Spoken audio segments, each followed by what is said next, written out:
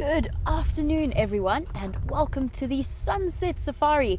For those of you who don't know, my name is Jamie, and I have Wium, the wildebeest, who is back from his trip to Kruger, and we're all thrilled to see him back up on Jigger. And out on Wendy, we have James and Brian. Now, I believe that James is out on foot as we speak, following up on the female leopard tracks that we picked up on this morning around Kwatile camp. Now, for those of you who might have missed out, we had a bit of a surprise on the sunrise safari.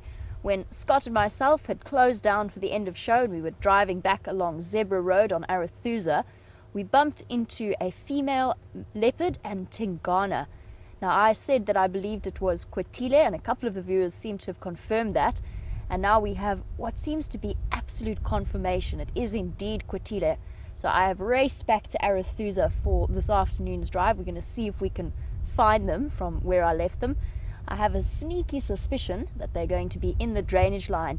As you can hear, it's very, very breezy. It's quite windy, and although it is very, very warm, it's 28 degrees, which is something in Fahrenheit that I've forgotten. I'd have to convert it later.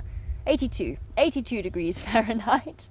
It is nice and warm. It's definitely heated up from this morning's drive. Now, if you are joining us for the first time, this is a live safari, so everything you're seeing here is happening right here in real time on Arathusa and Djuma game reserves in the Sabi Sands, which is why when we were out this morning, even though we'd closed down the show, we decided to start it up again and broadcast, just to show you that really, really flirty behavior of Kwatile.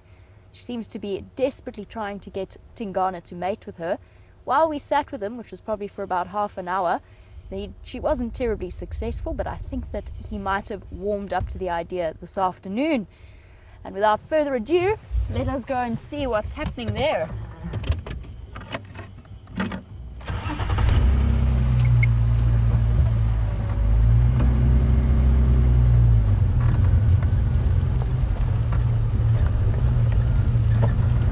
Now, if it is Kwatile mating with Tingana, or at least trying to mate with Tingana,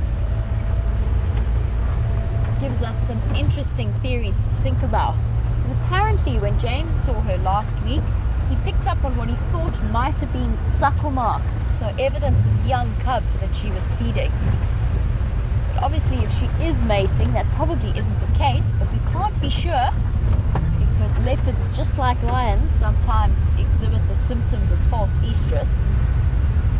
She might be adopting that as a technique to keep him distracted from her cubs. I'm not too sure. I had a chat with James about it this afternoon. We sort of went through all of the options, and maybe he suggested that those marks were just a coincidence, so the suckle marks weren't actually suckle marks, they just happened to look like it. And that to me also makes sense, because as far as I know, although we didn't actually get to see them in the end, we just saw Tingana right at the end, about a month and a half ago, they were photographed mating on Arathusa.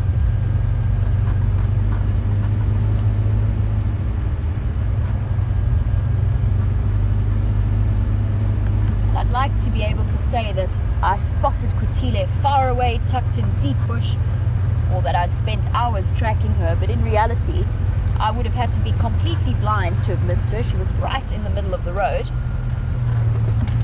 which does sometimes happen out here. You just get lucky, and it keeps things exciting because you never know what's going to be around the next corner.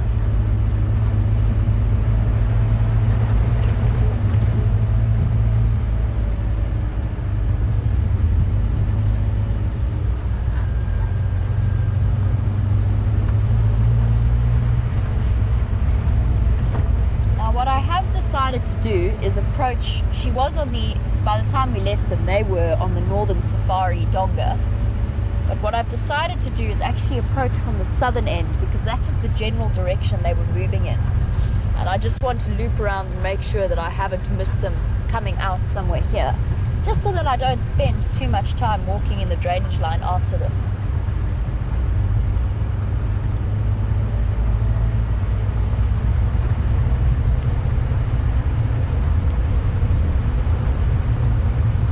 I do want to do is just hop on the Game Drive channel while I can see if the other guys want to join me in the search.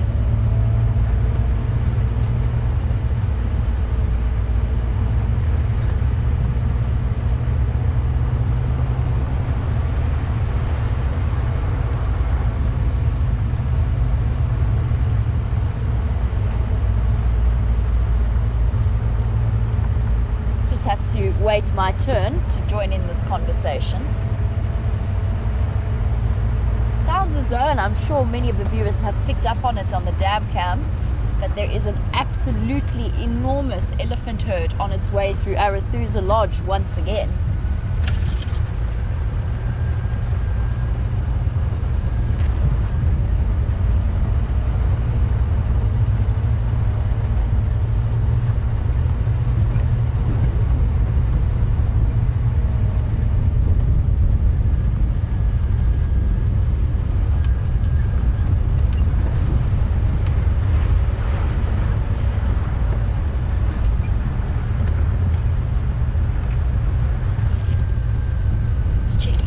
Carefully on some of the sandier roads for tracks. Afternoon stations, if you copy, I had Madiba and Mfazi Ingwe on Northern Safari Donga, and it looked like they were mobile south into the drainage line when I left them this morning.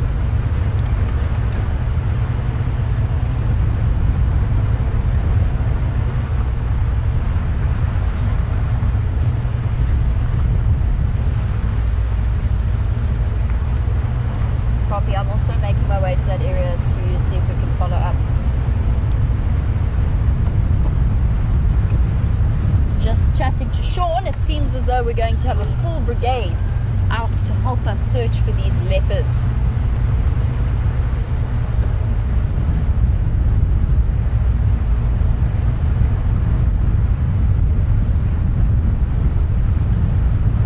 I am really, really curious to see what comes of this.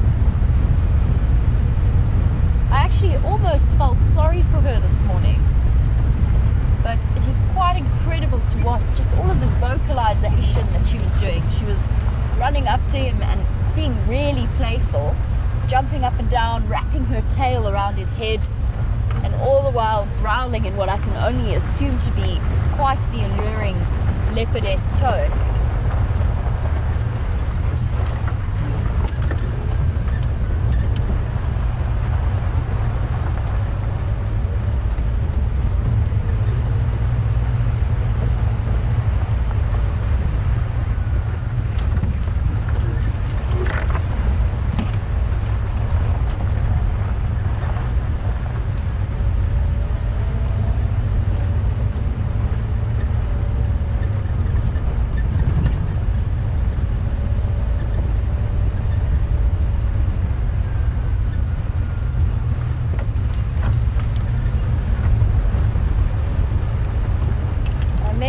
That Kwatile did have suckle marks, or appeared to have suckle marks, and I also mentioned that Kwatile was looking very, very flirty with Tingana, and he just wasn't interested. He just kept moving, getting up and moving. It was almost like she was irritating him slightly.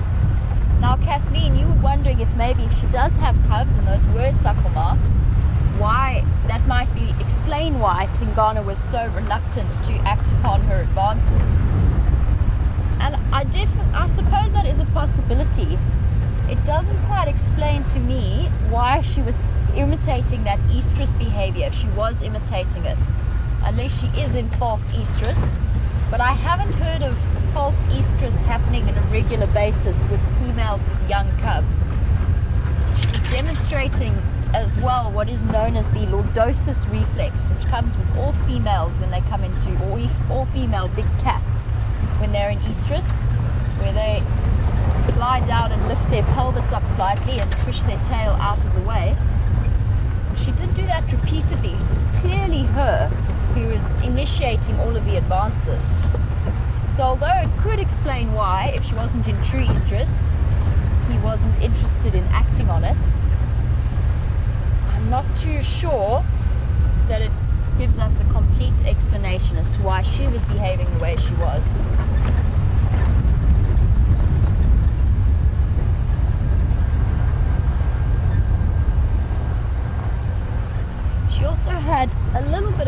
cut on the back of her right shoulder blade.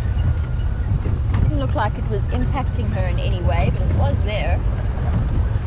Now that could be a hunting injury, but it also could well be him acting out in aggression, not in major aggression, but as many of our regular viewers will know, the big cat mating process does come with a little bit of heightened emotion and a little bit of teeth baring. I'm going to go really painfully slowly here around this drainage line, because it's so easy to miss a leopard lying down. I don't want to miss out on an opportunity to see them, just because not only is it of course an awesome sighting, but I am really curious to see what he's doing still, because she was clearly following him, clearly interested, and I'm looking to see if I can find an explanation for this kind of behavior. So keep your eyes peeled for a flash of spots. Luckily I have eagle-eyed Wium on the back to help as well.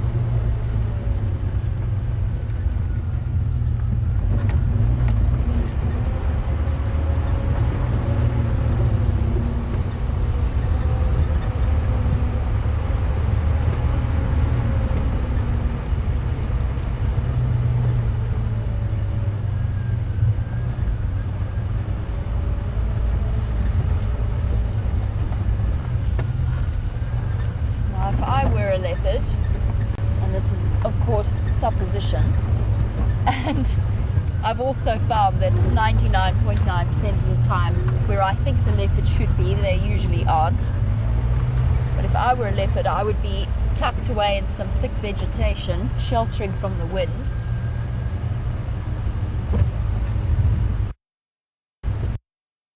And do provide the perfect cover.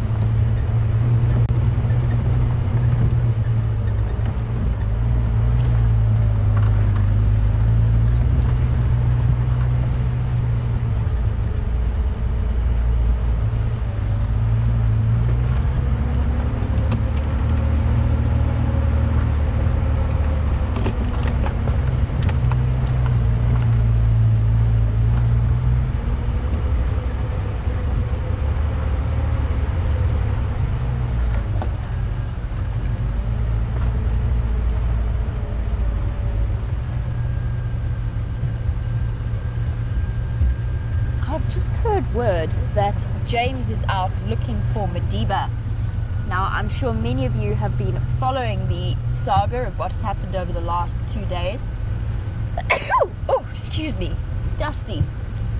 But for those of you who might be joining us for the first time, one of our favorite young leopard cubs on the show, he's just over a year old. He's been starting to show some independence, and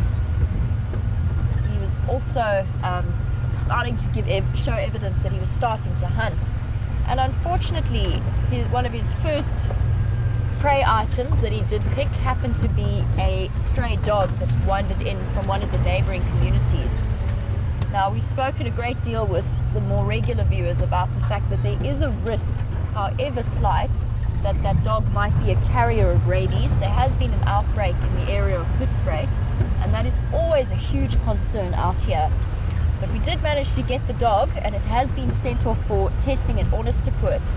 Luckily, the Sabi Sands management have decided that as soon as we do find Madiba, we're going to call them in straight away, and they're going to give him a vaccine against rabies, regardless of whether or not the tests come back positive. So they're essentially adopting a better safe than sorry approach, and just giving him that little bit of an extra chance in case those test results do come back positive. And with that vaccine, he'll have one as soon as possible, and then he will have one a little bit later. It'll be 21 days later, and all it will be was a dart that's filled with the vaccine, and then we'll shoot it into his bottom or into one of the thick muscle masses. It will drop out naturally, might get a bit of a fright, but it is overall in far and away in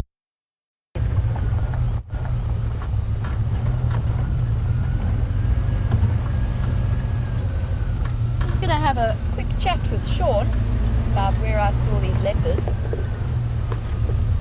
This was exactly where I saw these leopards. Hello, hello. Good morning, how are you? Good, thanks. How's it? Last time I saw him, he was on that termite mound. Go for it. Yeah, please. I'm going to just maybe do a loop around. If you're going to walk from here. Okay, cool. I'll go drive power lines, sharp. Yeah, look like Kwatile, as far as we know. Yeah, interesting. Yeah, very, very pretty leopard. Yeah. Okay, enjoy. Okay, cheers guys. Cool. One of the brilliant Arathusa trackers is on his way to follow up. And head down into the drainage line. And we are going to loop around the other side and just follow up from the other side of the drainage line. Let's see what we can find. Cool. Enjoy. Cheers, guys. Bye. Bye. Off goes Sean and Reese, his tracker. Now that is a very encouraging sight to see. Two people who are very, very experienced in finding animals in this area. And I'm sure that Reese, the tracker in particular, I'm sure that he knows all kinds of secret hiding places within this drainage line. I'm sure he's been working here for many years, and that gives a level of experience and an advantage that you just can't beat.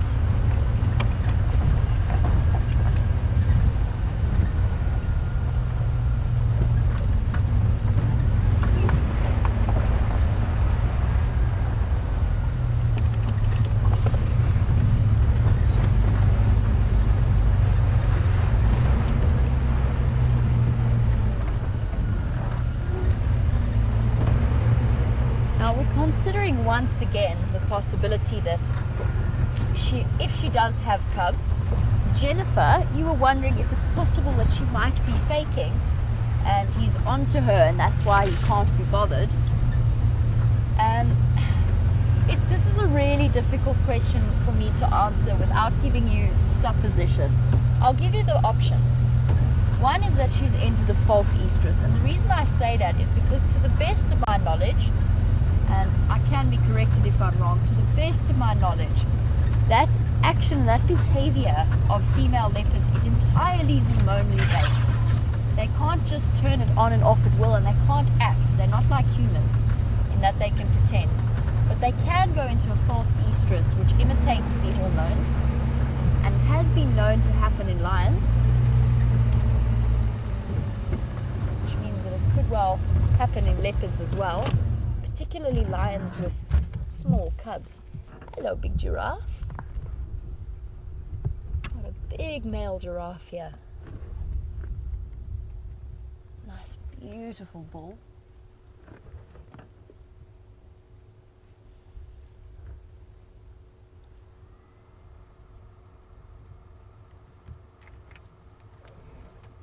On a mission to somewhere. I'm also just keeping an ear out because apparently that enormous ellie herd was somewhere close to the lodge just around here.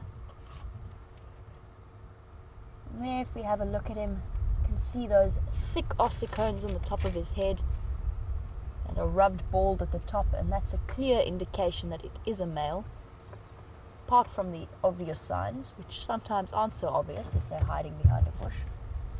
But that is one of the best ways of identifying male and female giraffe. He's definitely a nice mature bull. Maybe somewhere in the region of, let's say, well over 10 years old easily. He hasn't got that deep, deep, dark, almost black color that some of the really older bulls have.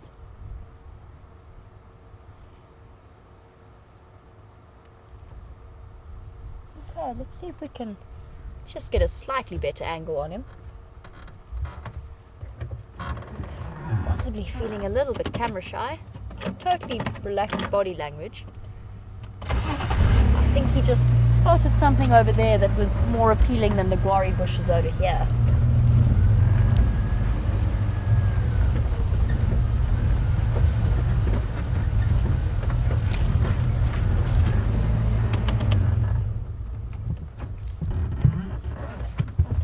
There we go. I don't want to shift any further just because he is alert to us. The minute the animals stop what they're doing and start to look at you, it's worth just switching off and letting them relax a little bit. There, that long tongue just poking out as he's munching. And that tongue can be up to 50 centimeters, so half a meter. And if I had to convert quickly in my head, that's probably around 20 inches in length. So really, really long and incredibly dexterous. And the perfect tool for stripping guari leaves away from their branches. Which is exactly what he's doing. You might see that dark tinge to the tongue as it pokes out every now and again. And that is because it is infused with melanin, which many of you know will give you those dark freckles that you might get on your skin. It is a very dark pigment, but it's also a very good toughening pigment. So it helps to impregnate the tongue and stop it from getting cut by any thorns or sharp branches.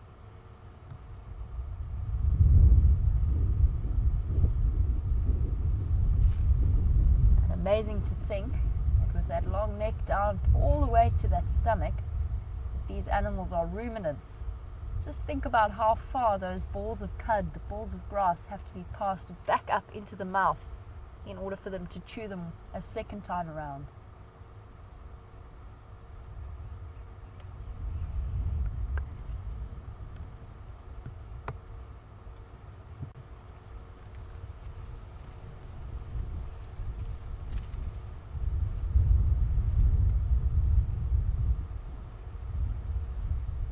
Definitely one of my favorite animals to sit and watch.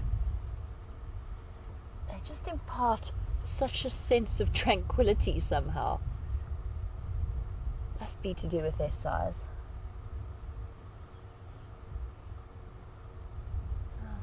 He's just heading off, tucking himself away behind the spike thorns. Let's see if we can get one more nice view of him before we continue on our search for these mysterious mating leopards who are causing so much confusion in my head.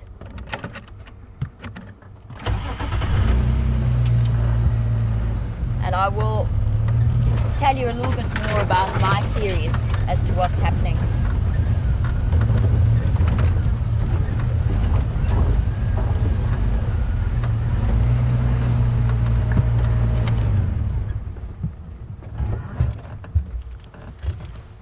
This is probably as good as we're going to get for this giraffe. He's slowly moving into quite thick vegetation.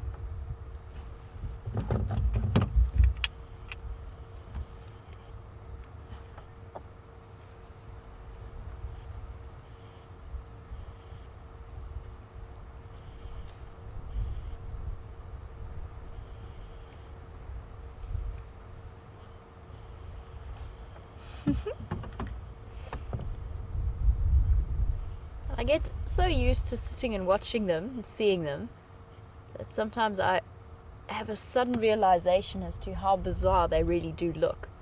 So totally different from anything out here, anything else out here.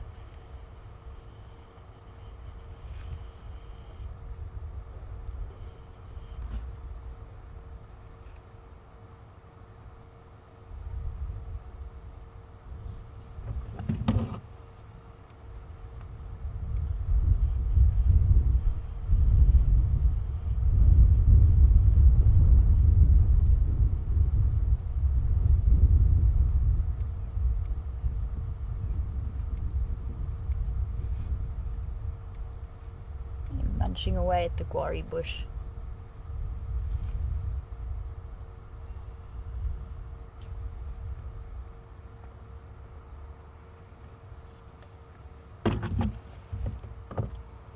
Now this big boy is out here all on his own at the moment. And Elaine, welcome to the Sunset Safari. You were wondering if they are solitary animals by nature. And the truth is, with giraffe, it just kind of depends on the mood that they're in. They don't have any kind of set herd structure. You will obviously you will see females together with their calves. Sometimes you see groups of males from across all age spectrums. Sometimes you see mixed groups of females and males. It's what's known as a social aggregation.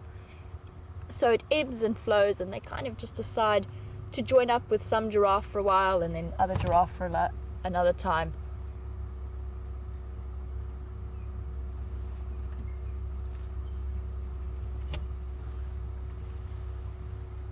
Just having a look at what's happening on that side. I think Sean might have some action, but it is very, very thick on this side. I just want to hop onto the Game Drive channel and ask. A Sean for Jamie. Have you guys got them there?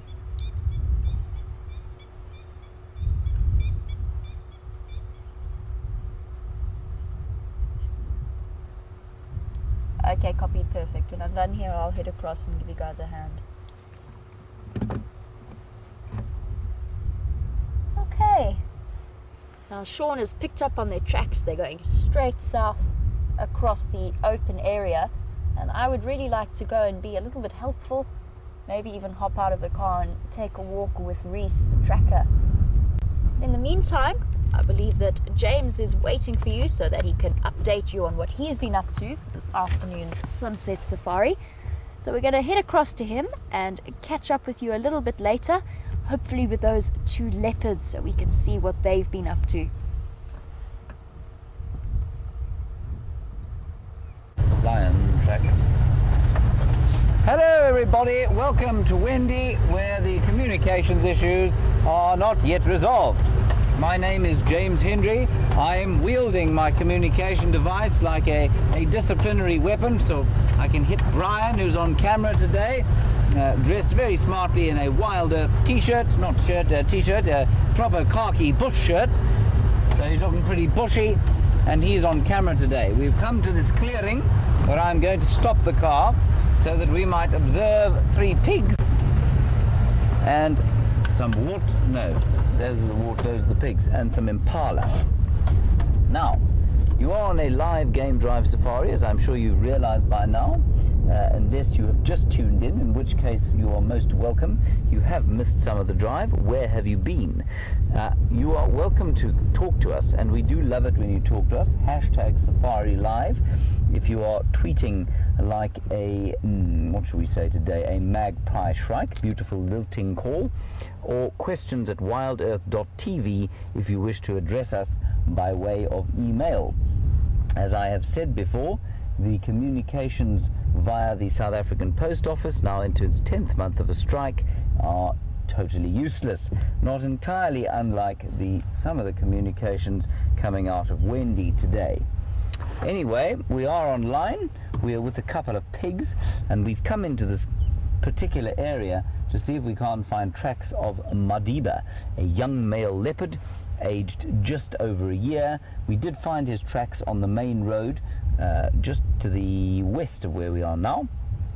Don't know where they've gone. They did seem to head off north and then east into the block where just before you joined us, so we'll carry on following up around here for the next little while and see if we can't pick him up.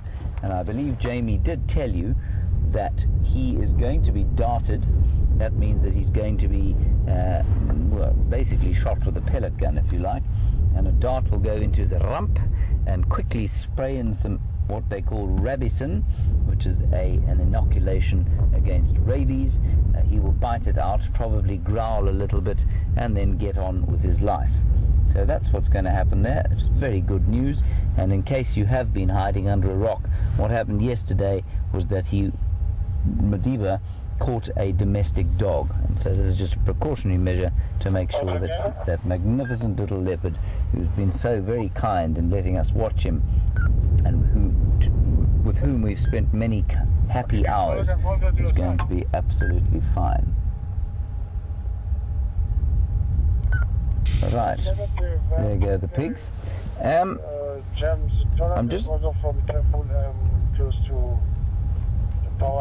just listening to the game drive radio. Again, this is coming through live, so you can probably hear it talking. The voice of Aubrey, very restrained is our friend Aubrey. There was a guide at Juma, which consists of 2 lodges just behind where we are now, and he is going to help us try and find Madiba around this particular area. I believe there's a question from Cameron, aged just 5 years, about whether Madiba is going to have to go to the doctor. Cameron, Madiba is not going to go to the doctor. Out here, remember, with the cats that we have here, you can't just sort of pop them in a basket and take them off to the vet, because if you do that, well, they're just a bit big, really, and they get a little angry. And you don't want an angry 1-year-old leopard. They are very strong and can get very upset very fast. So what we do, Cameron, is that he will be inoculated with a dart, and that dart will be fired by a little rifle like this, and it will be a little bit sore for him. It'll be like having a sore injection, but because he's a big tough leopard, he'll be fine. So he doesn't go to the doctor, he will stay here, and the doctor will come here and we'll just shoot him with that little injection, and while he probably will feel a little bit of pain, it'll be much better than him getting sick. So it's just like when you perhaps have had to have a couple of injections. It's exactly the same thing for young Madiba. It continues to be a rather interesting day weather-wise. I am not hearing much from the final control. I'm saying that as a signal to them, not because it's relevant to your enjoyment of the drive. And so it was started off very cold this morning, and it remained cold, and this wind came up and it was pretty foul, and we didn't take off any layers. And then suddenly at about 12 o'clock it got quite warm. Not hot, but warmish. And now you can see the clouds are starting to build, and there's actually quite a nice atmosphere around the place, as there has been from this morning. And you can see the clouds are building over the Drakensberg mountains there to the west. I'm just going to... I am now copying the final control, who I believe will probably have a question for me.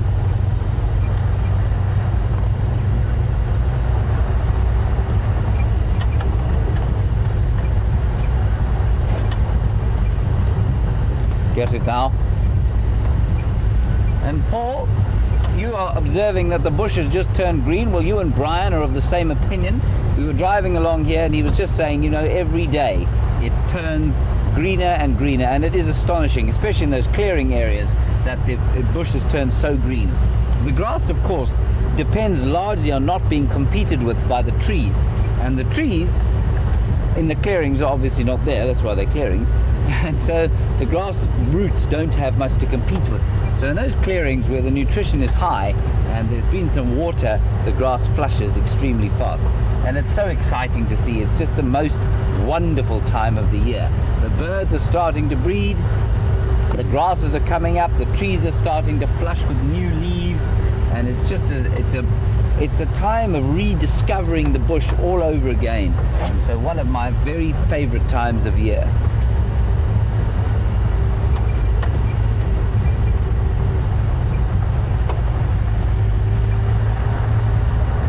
The tracks of the young leopard came up from there, and then we think came towards where those power lines you might be able to see in front of us are, and that's where we're going to continue our search.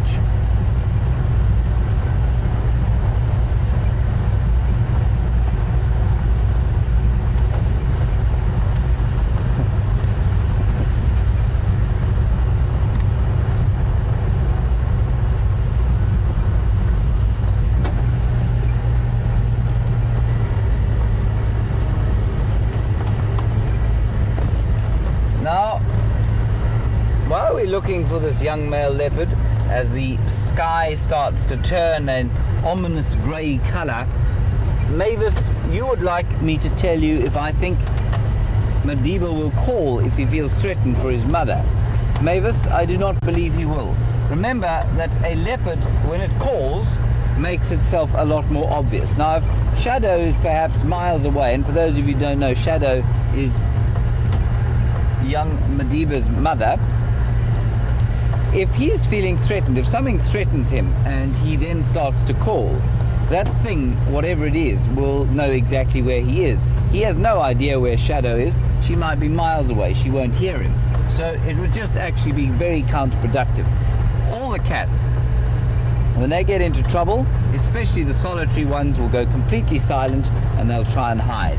A leopard's greatest defense is its ability to hide and disappear.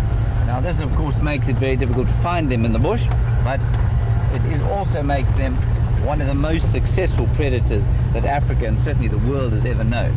So their strategy is highly successful.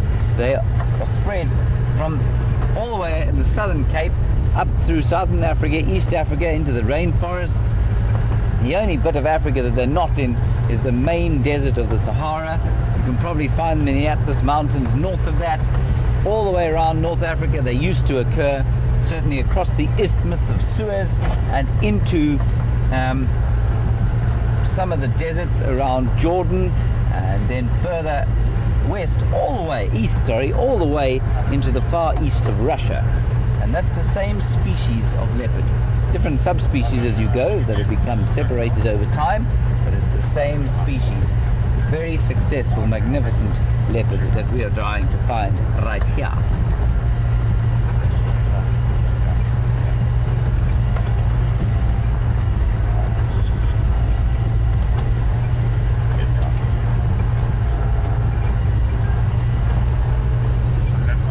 So an excellent question here about the upcoming medication and inoculation of young Madiba from Larry.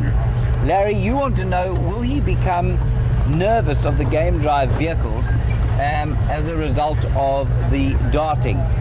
Larry, I don't think so, you know. I think that he'll hardly notice. He'll be lying on the ground or on a termite mound, as is his general wont, and suddenly he will feel a wasp sting in his bottom, or a fairly substantial wasp sting in his bottom, and I think that will be it. He will probably leap up and down and may move off, but I don't know that he'll even associate it with the vehicle that he's around. And we're now on what's known as the Triple M break, and between us, this is the boundary between us and Arathusa, where Jamie is, where you saw her earlier, and so we can cross this particular boundary, and obviously the animals don't know the difference. It is a little bit difficult to track here, of course, because it's a main access road, and so there are lots and lots of cars. And this is where we first saw his tracks earlier today, just down there. So I'm driving very slowly to see if we can't spot him. Surely not. Surely it can't be that easy.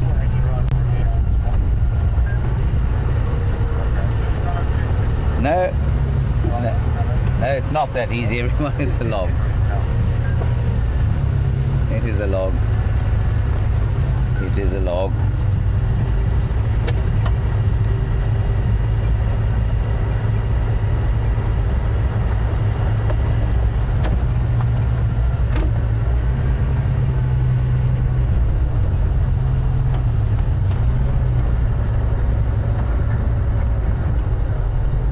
Let you know, we don't know where Shadow is, but there were female leopard tracks around here earlier today, so it's possible that she's also in this area. So Mavis, if you're worried about where Shadow is, she might be around here.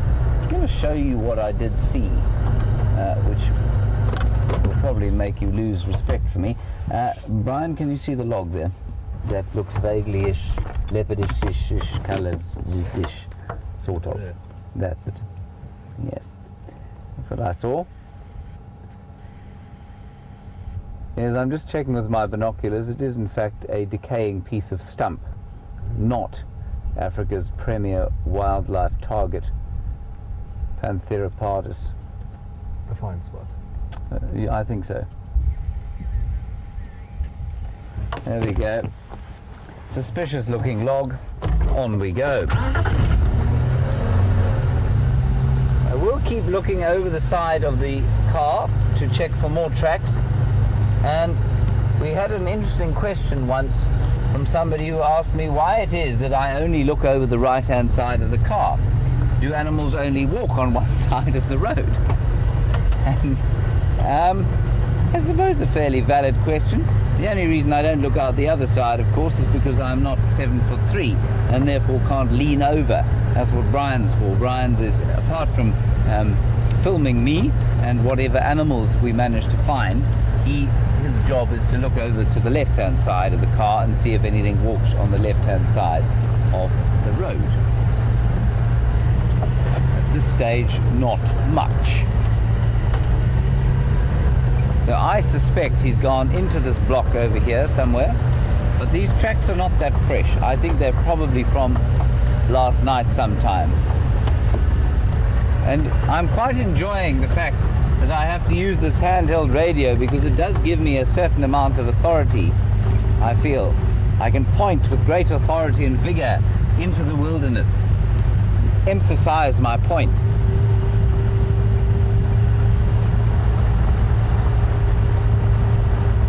And I can point out tracks sometimes if I find them. I haven't driven over them already.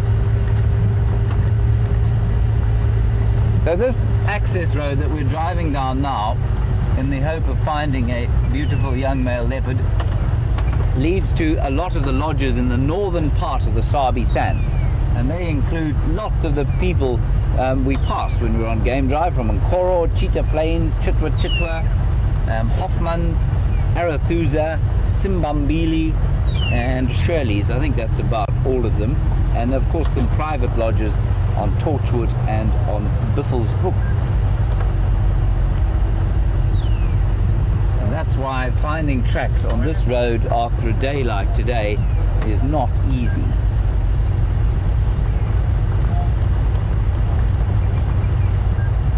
I'm just going to get a quick update from them on the radio.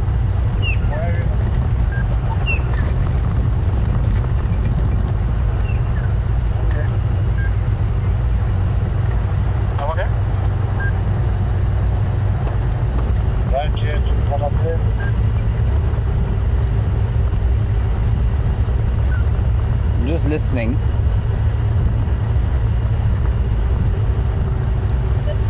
Oh, did you pick up any further tracks? Negative, just where the last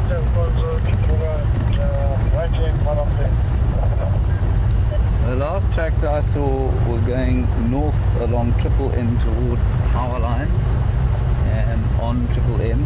I did check the power lines, but I am live, so I may have missed them crossing the road. Okay. The power line, the one close to WildEarth or power line just close to Triple M. No, the power lines that go on to WildEarth.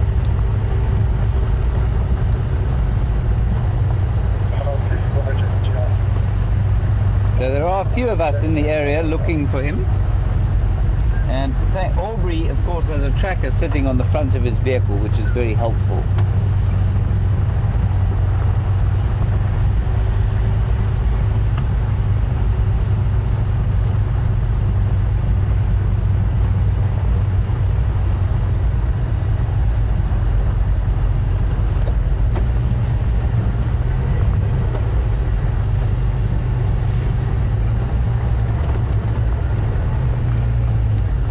While we're driving along at snail's pace, looking for sign of leopard, what are they looking at, do you suppose, Brian? Are they coming this way? We're just going to have a quick listen here to see if there are any alarm-calling birds or squirrels or any such alarmed animals that have maybe seen a young male leopard. Genevieve in New York, you obviously noticed that the Salati males, one of them has a canine that's been broken off. Now, what that means is, well, you also asked us, do you think he broke it trying to get calcium from bones? I think he probably broke it during the course of normal feeding. They do use those canines extensively when they're feeding. I suspect the canines get quite a lot in the way when they're trying to grind the meat off the bone. So what their molar teeth are called carnassials, and they go over each other like that, and that scrapes the meat off the bone. But because the canine is obviously in the mouth, and you know, things are different in awkward shapes, I suspect sometimes the canines get in the way, and after a lot of use they might break off. They could also, of course, get abscesses and become weakened, and in so doing they might snap off. I don't think it's because of a specific need or desire to bite into bones for calcium, and if they did do that, they'd use the back teeth. They wouldn't use the canines to do that. Those canines are specifically for killing. They are the ones that puncture the back of the neck of their prey, that dig in and give them grip if they're trying to kill a buffalo or a wildebeest over the snout like that, or clamp round over the windpipe, depending on what they're trying to kill. So that's what the canines are basically for. And you say you've seen Mvula, who is a male leopard of, I think, around 11 years. You say that you've seen Mvula's also got a missing tooth, and I'm sure it's missing for exactly the same reason as that. Nice one, Genevieve. I can't hear anything alarm calling. I'm also slightly suspicious of that very stationary car just up in front of us, and it may be that it's from Arathusa and therefore cannot speak with us. So we're just going to go and have a look-see if they don't have something fascinating up there. But after all, that is why we're here, Brian, to find fascinating things.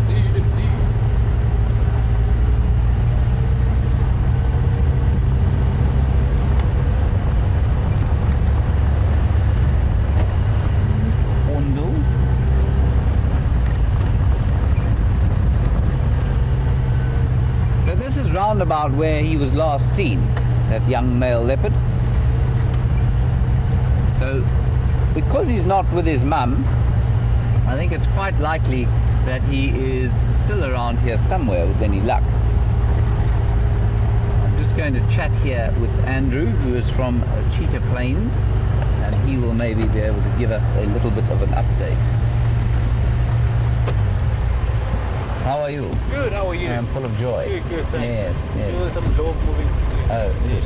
Okay, thanks. Tractor, that, where are you heading to? I'm heading towards the signals there. Okay, all right. So yeah, I'm looking for the same Yamaza. Okay, all right. But I found it, I'll let you know. Okay, thank you so much. Okay, thanks guys. Bye-bye. That was Andrew from Cheetah Plains. Highly experienced guide. And he said he saw some elephants going through here, so I'm seeing to see if we can't pick them up. It is very thick in here though. So I wonder if we won't come round the other side.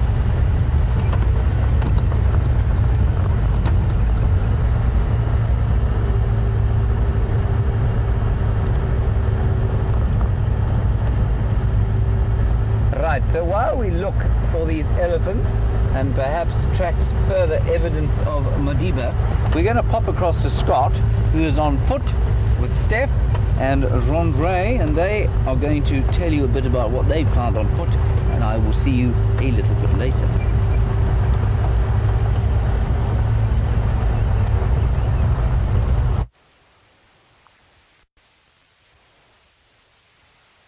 Good afternoon, everyone. I really loved the last walk I did with all of you guys, so it's good to be back out here again. And wasn't it exciting wondering what lay ahead on M? Hopefully James will be able to find you those elephants that were seen. Failing that, Madiba, who I believe the other vehicles are now searching for, would be equally good. Now, a few little things that I must mention while we are on foot. It's very different to being on the vehicle. Jean-Dre is on camera, and there's a third person who is Steph. He's kind of behind the scenes, and he is carrying a rifle in case we do get ourselves into a dangerous scenario. It's certainly not our intent, and we're going to be looking for smaller things to show you, like this tiny little dropping that I've picked up. And this, interestingly enough, is the dropping from a scrub hare. And the reason why it's of particular importance today is because I forgot the ash sock that we use with old ash from the campfire to tell us which way the wind is blowing. And fortunately, where we started our walk, it was in an area where I knew a lot of scrub hares spent time, so it wasn't difficult to collect this little handful of droppings. Oh, we lost one, but that's fine. And look at how perfectly they did show us which way the wind's blowing. As I break it up, it's very fine, and as you can see for now, the wind is blowing from my right to my left. So that's something very important that we're going to have to use whilst walking so that we don't startle any animals. It's important to know about all of our surroundings here, and it's quite thick. If we take a little bit of a look around, we could quite easily bump into elephants or buffalo or rhino here, and these animals are all potentially dangerous, and we do not want to get into a dangerous situation and find you small things along the way. A small thing that we are looking for is a female leopard called Karula, and her tracks were heading from the camp, which is kind of behind us, towards us. And we've started fine combing this area to see if we can find any tracks or sign of her. I heard a tree squirrel alarm calling in that direction, so we're going to take a short walk along there. But I spotted something earlier. It is the old hoof of a buffalo. So it's a bit of a crime scene here, actually. And this lion would have been attacked by, buffalo would have been attacked by a lion, I guess. And it's one of the two cloves on a buffalo's hoof. There would naturally be another one on the right-hand side like this. And what's nice about this hoof is that you can see that it's hollow inside. So it's got a keratin outside, no different to the horn of an animal. And as I reverse, you could also almost imagine if this was a horn on the head of an animal, it wouldn't be very spectacular. But it does help to explain the difference between horns and antlers. And horns are hollow with a bony inner. So this would be white, solid bone that you could actually pull off the horn once the animal has died. But it's just the keratin sheath that you see on the horns of animals, that brown layering, whereas antlers grow throughout the life, only grow seasonally, unlike the horns of antelope, and they are shed. And they don't have this hard keratin sheath. They've actually got a felt kind of very thin layer of skin that grows, and as well as some very fast-growing bone. So that's the difference between an antelope and a deer in terms of the horn. Interestingly, look here. I've just noticed, it's going to be hard to see, but what I'm going to do is I'm going to grab my torch, and if I shine in here, I've just seen quite a few bugs. How am I shining there, Jean? Is it okay? Can you see? Can you see all those bugs in there? They're right up in the top corner. A whole bunch of bugs, and these must be possibly a form of the horned borer moth. And I know it may be difficult to see. We're trying new things here, so apologies if it's not working, but there are a few little bugs in there that are either seeking shelter in here or have the unique ability of being able to break down keratin, which is a very hard substance to break down. Anyway, there were a whole lot of bugs. You don't want to disturb them too much. So we'll put the hoof back, found it, which was here. It was upside down, and continue off in the direction that we heard these tree squirrels. It really is so wonderful seeing all the fresh growth out here, green shoots, sprouts. After only 24 hours of rain, I prefer that we received, there's pieces of green everywhere. Such a welcome of scenery. I think you may be able to feel and absorb all this fresh green growth while being on foot, while you're sitting around in the vehicle with Jamie, and this afternoon you may be able to pick up finer details. It's a great thing about on a bushwalk. It's the small things that we don't get to necessarily show you while we are on foot, while we are on the vehicle.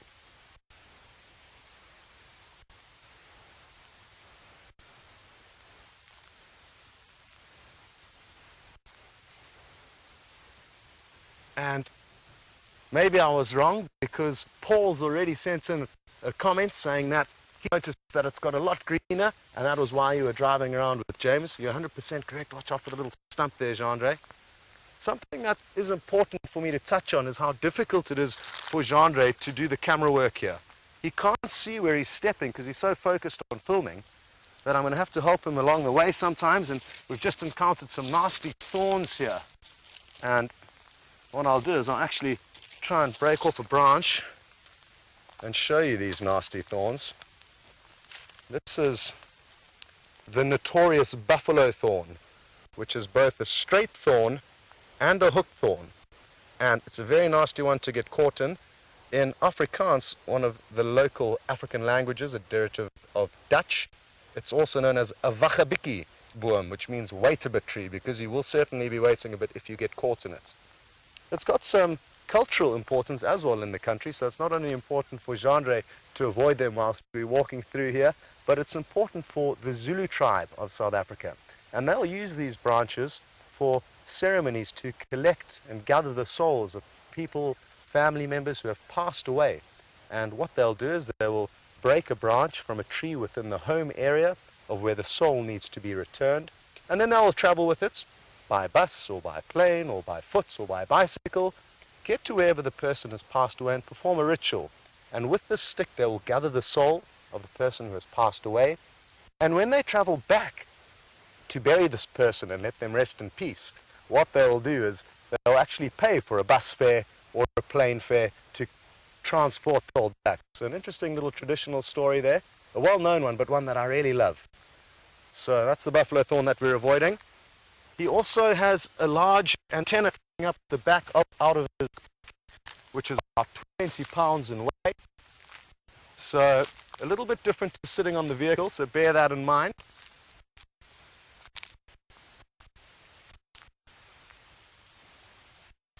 He has some go back wave alarm thing. They're behind us. This time of the year, they're communicating with one another and not necessarily alarming at a leopard.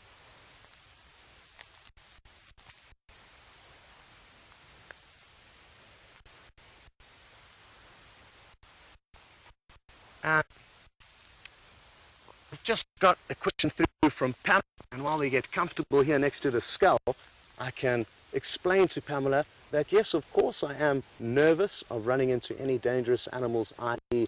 lion or elephants, but I've gone through rigorous training, spent a lot of time on foot with mentors who have had countless encounters with dangerous animals, and they teach you how to react. And interesting enough, animals are a lot more predictable than humans. So you'll find a lot of the time, provided you respect animals and give them their distance and listen to their warnings, they're not going to run after you and chase you. They don't see us as food sources, and most of the time they're actually quite scared of us and will prefer to run away than risk confrontation. Now, the reason why I have these little scrub hair droppings to check the wind every now and then is one method that we use to avoid getting into trouble. The other thing is looking for tracks or fresh dung. Here's some elephant dung right next to me, but it's very dry, and if I turn over, you can even see one or two very small holes where termites have already begun breaking this dung down. I can't see their holes under the sand yet, but they will eat from they'll have their burrows in the ground up into the dung, which is lying like this. But just like a sign like that, this was very wet, very hot, that would be a clue that we need to be careful. There could be elephants in the area.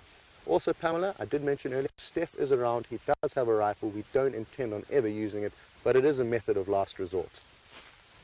In all my time, Pamela, I've never had to shoot an animal, and I've spent countless times on foot. So, interesting. This is what I love about being on foot. You get to find all these interesting things that we get to show you very easily. And this is the skull of take a guess. Some people might be thinking crocodile, but the teeth are on. If you look over here, those are the molars of a herbivore. Interestingly, this is going to give it away for you. What animal, when looking at you out of their eyes, has got two growths coming out of the end of their mouth or upper muzzle? It's a warthog. And this is where the top tusks, the very big prominent tusks that are easy to see, would emerge from. And interestingly enough, from the bottom jaw, there's a second set of tusks. But they are the ones that you actually need to be careful of, even though you don't notice them. And that's because they're thin, razor-sharp tusks that will occlude and rub against the bigger, bolder tusks that you think are the dangerous ones, but actually aren't, every time the warthog chews. So it does have two sets of tusks on each jaw, top and bottom. And isn't it wonderful the way Mother Nature preserves interesting things like this for us to look at? Warthogs, like most pigs, have got very complex and powerful senses of smell. And that's where a lot of the smell will be processed through that cavity over there. And they'll use their nose not only to smell, but also like a little shovel. And what warthogs do is when they're feeding, I'm just going to put rabbit droppings down in a little pile safely there. They go down, instead of feeding on their feet or their hooves, they'll drop down onto their nose like this, and then use their nose like a spade to dig up that they can then nibble on. So quite a normal maneuver for a pig, but quite nice to see, and it's something that we will be seeing a lot more of in the summer months. I think we're going to start seeing a lot more warthog running around, and one thing that we can really look forward to is seeing the piglets. They are such cute little animals. They've got huge bursts of energy and go chasing one another around, and they are tiny, so that's something to look forward to. Haven't seen any piglets yet, but they should be on the way soon. Now, we mustn't forget we are looking for Karula, so as we walk through here, please make sure to keep your eyes peeled for a flick of a tail.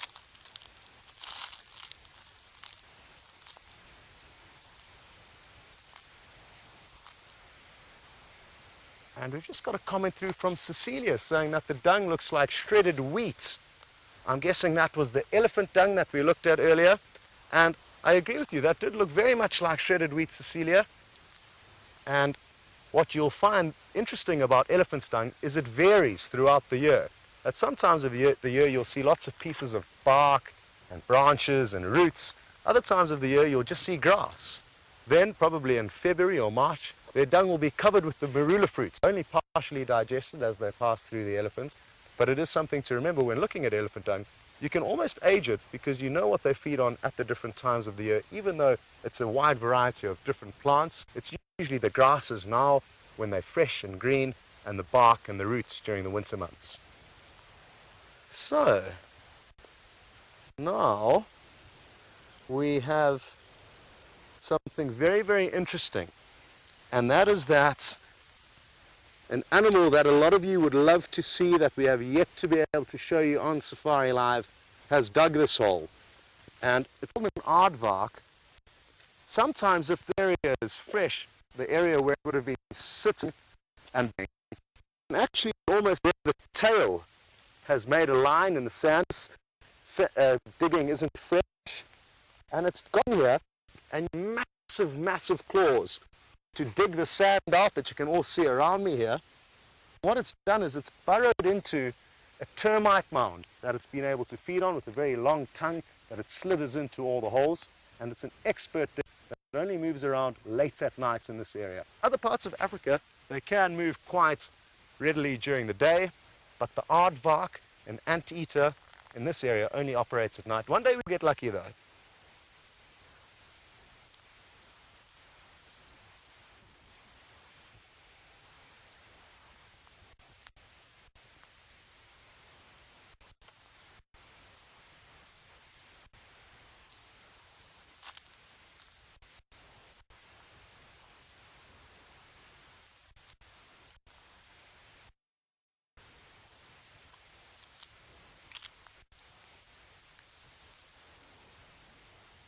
Just heard something off in the distance. It could have been elephants trumpeting. And a breeding herd of elephants is very dangerous on foot, and we would prefer to avoid that at all costs, unless this... And interestingly enough, Brent, luckily enough this morning, got to see some elephants on foot with Gendre and Steve. I'm sure a lot of you got to see that as well. What a rush, how exciting. But in this area, it's very windy conditions. I'd prefer not to bump into them. So I'm going to bank that information, elephants trumpeting to the north, and certainly keep that in mind if we have to head in that area later. And Pamela, this is a good example of your situational awareness, your awareness of surrounding help greatly when walking through the bush. If you know what to listen for, know what signs to look for, the dangers become a lot easier to identify and to avoid. Whereas if you don't know what to listen for, or your ears aren't trained, then you could very quickly get into trouble.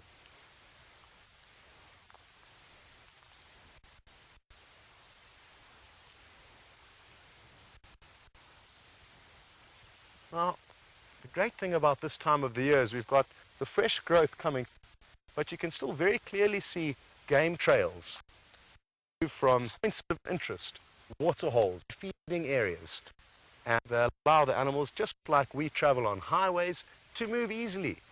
And it certainly helps us when walking in the bush.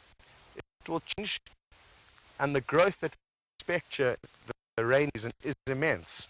We'll probably only be able to see a quarter as far as we can see now, and you're going to have to be more cautious when walking in the summer months.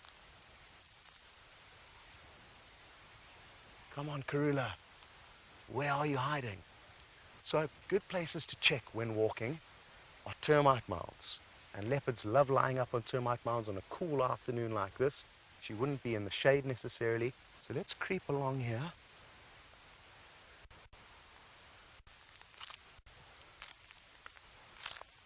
Make sure you don't trip on the buffalo leg bone and hip bone along the way. Mind your step. Maybe this is the other hoof that we were missing earlier. And another buffalo hoof, probably the work of the Madiba males a couple of months ago. And we mustn't lose focus though, because we just want to creep up and check carefully.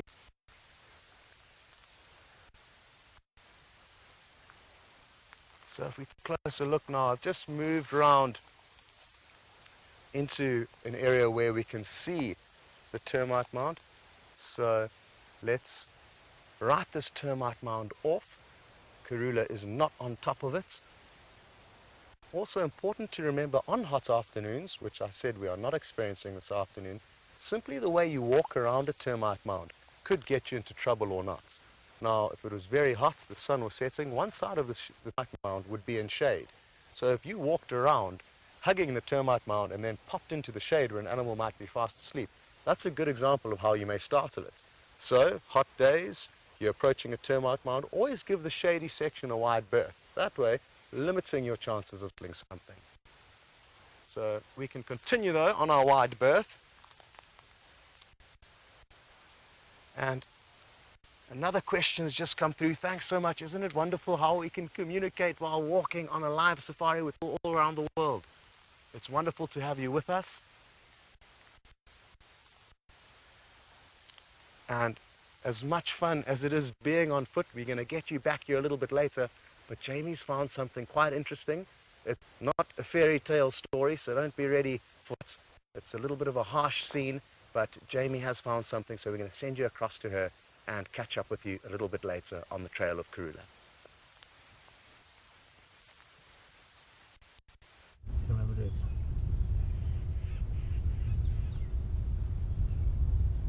Welcome back, and Wium and myself are still in the vicinity of where these leopards were last seen. And just before it disappears, I have seen a duiker with probably the worst broken leg I've ever seen before. So just to warn you in advance, if you are sensitive and this might disturb you, then perhaps now is the time to look away. He is quite far away now, and I'm not going to drive up too close because I don't want to make it run more than it has to. It cannot bear any weight on that leg. And when I first saw it, it ran away from me, or it bolted briefly, and the leg went from side to side instead of front to back. Very, very seriously injured. And I would say that its chances of survival with a break like that are probably very slim.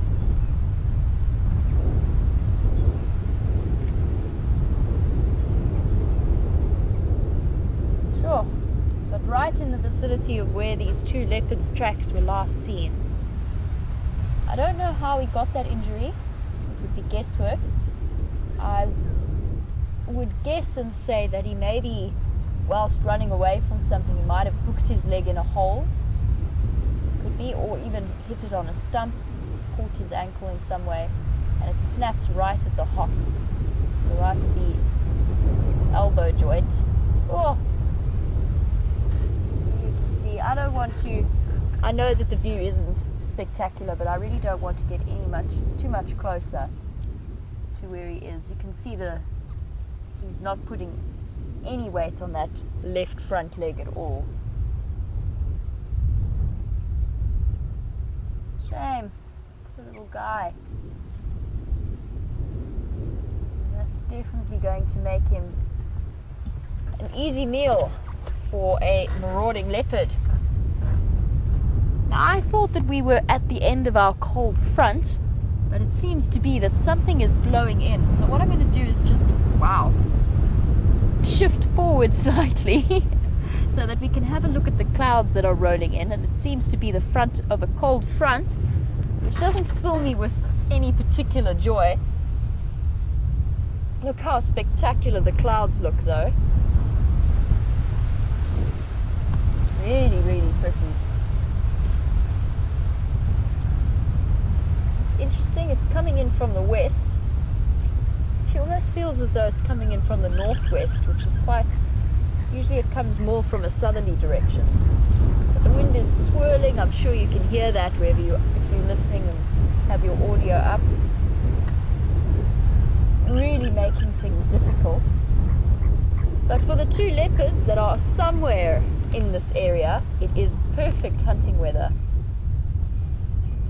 That wind will serve as a great way of distracting the prey animals' attention and just sort of disadvantaging them in terms of compromising their sense of smell and their sense of hearing. Now, just if you're wondering what's been happening with these leopards, why I'm sitting out here on the Arathusa Airstrip, is there's 5 guides all working around this area, desperately trying to follow up on where these leopards have gone. And it seems to me that they have grown wings and flown from their position of their last tracks. So we went up to where we last saw them, they crossed south onto Magic Willie Open, and from there's 2 trackers out on foot walking that block just to see. There's lots of hiding places for 2 leopards under guari bushes, so that's where I would guess they would be tucked away.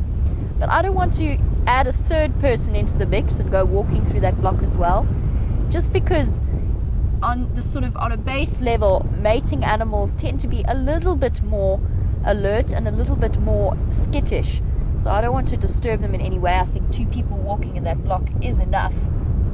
But I do have a quiz for you, and that was actually something that was spotted by eagle-eyed Wium. Let me just grab it. I wasn't too sure about the ethics of this particular poo, or at least the level of hygiene involved in this particular poo, so I've compromised and used toilet paper instead. And I have a question for you. I want you to tell me what it is, and we're going to have a nice close look. Now I'm going to give you 2 hints, I think. First of all, have a look at what's inside there, and then have a look at the color. These are 2 different aged pieces of poo, and if I say the correct term for it, I might give it away, so I'm not going to. 2 differently aged pieces of poo, both collected from the same place. The one has started to go white in color, and to give you a rough idea of size, it is probably the size of a very large leopard scat. That is how big they are. And I don't want to give you too much of a hint in terms of what is in there. I'm going to leave you to interpret, say, these little pieces here. I'm going to leave that up for your interpretation as to what they are. Might even, just go for it. Let's just grab a little piece here. Oh. It wants to blow away. No, stay. Okay, I've grabbed a little piece out of it. That's a hint as well. And you can send your answers to my poo quiz. I don't want to give the name away, and I don't want to give the game away. You can send that through on #SafariLive on Twitter, or you can email through your answers to questions@wildearth.tv. And both Wium and myself have decided it might be a very good idea to return to that area at a later stage to see if we can find the particular animal concerned. Now, I don't want to give you any more information, and I do want to, because I think that would make it a little bit too easy. But in the meantime, we're going to get off the rather ugly airstrip and head around and see what we can see. Still no sign of those leopards. Here's my makeshift glove, which is essentially just toilet paper. I'm going to keep this here for later referral, as you do.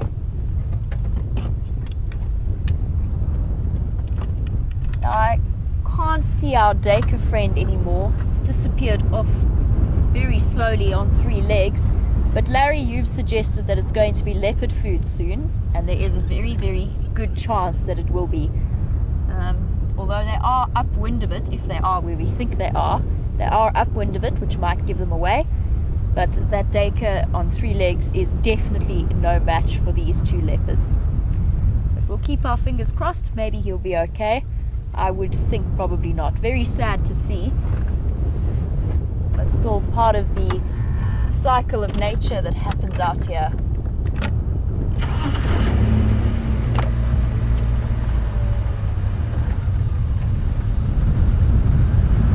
Now, as I try and escape this billowing gale that is threatening to take my hat and throw it across the Arathusa Airstrip, I believe that James has some thick-skinned pachyderms to show you, so we're going to head across to him and catch up with you a little bit later. Live. Hello everybody, welcome back to Wendy, where we are sitting in the peaceful, gentle company of a little herd of elephants, and it is such a deep pleasure to be here. We followed the tracks of Madiba with Aubrey all the way up to the gate of Kwatile or Gowrie or the Sabi Sands. So he's around there. We can't broadcast from there, so we left the area and we've come back to this magnificent little herd of elephants. And it was frenetic, kind of rushing around trying to find the tracks, and that feeling of being here with these peaceful giants is just such a wonderful juxtaposition to the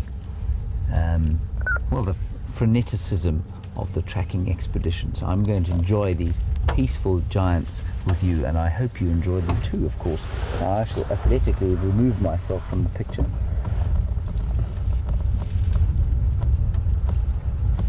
Just wonderful. That's an old cow, I think. Well, not that one. That one's a young tuskless bull. Oh, it's interesting. Completely tuskless. Look at that. No tusks at all. Now that's not completely unusual. It does happen, and I suspect that he was born without tusks. Well, they're all born without tusks, but I mean born without the ability to grow them.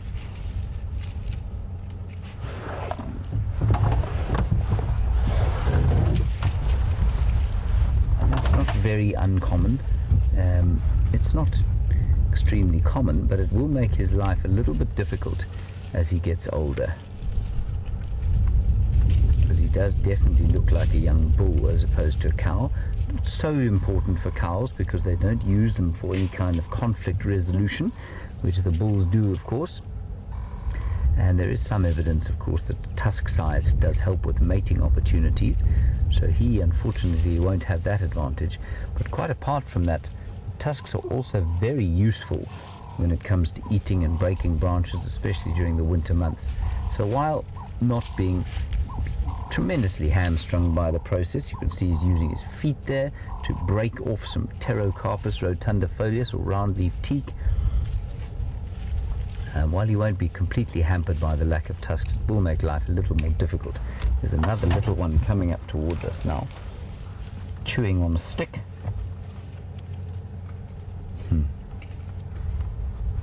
Looks like just the 4 of them at this stage. And at the moment they seem to be very relaxed, which is just wonderful.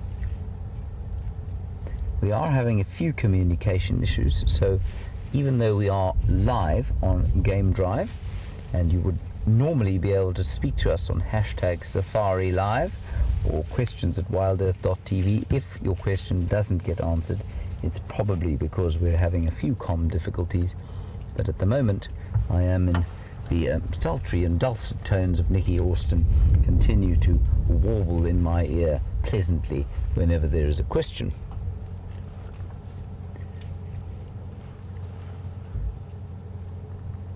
And you can see for these elephants it's still a little bit of a difficult time.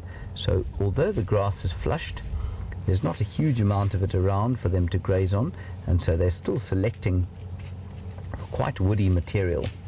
And what you'll find is, look at how they use their feet. It's just so amazing to see. They're breaking off a lot of wood, and especially these round leaf teaks.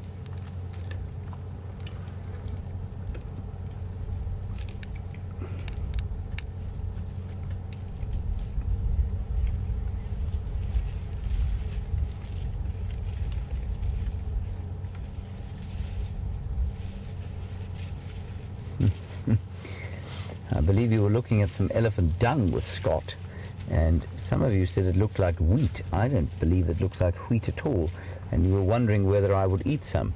The answer is no, I will not eat it. I will certainly not eat elephant dung, not even on television.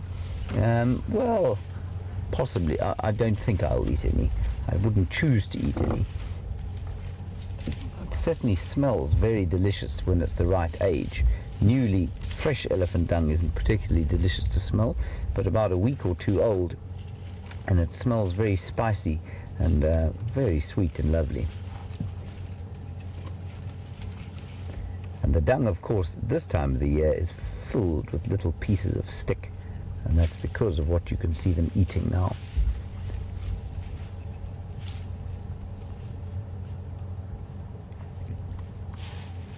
It's quite interesting, Brian. Did that youngster there also not have tusks? Do you remember? The little one. The littlest, Yeah. also not have tusks. So there are two tuskless elephants in this little herd. So they're probably born to the same mother, who's probably that tusked individual, the big one that we saw earlier. There they go there. I'm sure that's the mother there. Or probably of both of them. This one looks to me to be about 10, and the other one, well, about 6 or 7. It's quite interesting. So she's obviously carrying some kind of recessive gene that means that the tusks don't grow in her offspring. That's really interesting. Now, while you're looking at that tree that is being macerated and destroyed by this young elephant, what I would like you to try and notice is that all of the branches around which that little bull is standing are part of the same plant. All of those those sticks coming up, probably in a circumference or a diameter of about, say, 2 meters, come from the same rootstock. And that's just because the plant has been broken again and again and again and again over the years. Keep sending up new sticks, and the rootstock just gets thicker and thicker, and that's a very common response to defoliation and being broken up and bashed about a bit. Let's move a little bit forward and see if we can't get a better view. I've just spiked myself with my pointing device, aka handheld radio.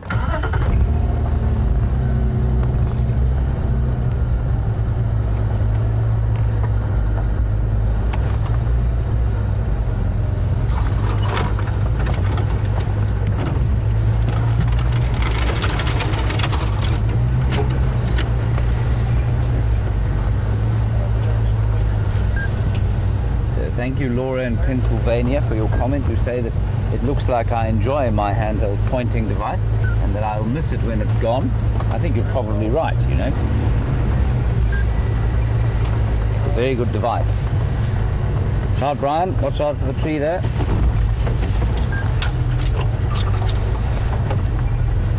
So this young elephant is not very happy with us. It's not entirely uncommon for a tuskless bull to be slightly more wary than the others.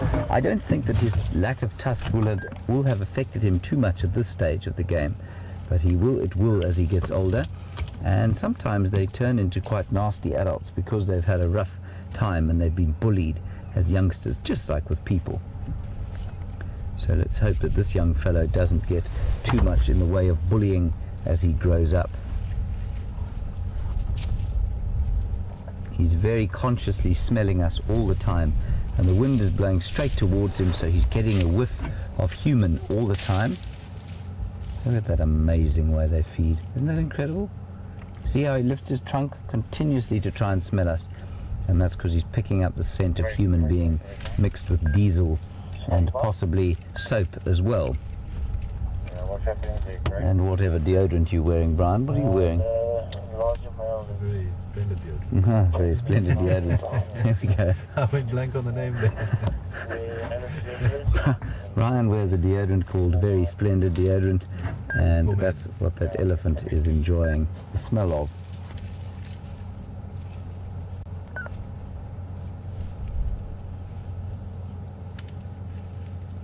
And you may also just be able to hear the wind rustling through the leaves, the trees and the dry branches.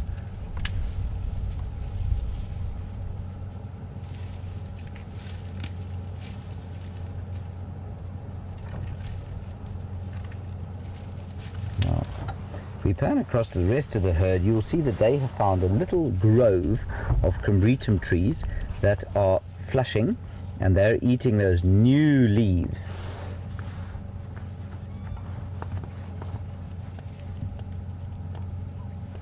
Look at that.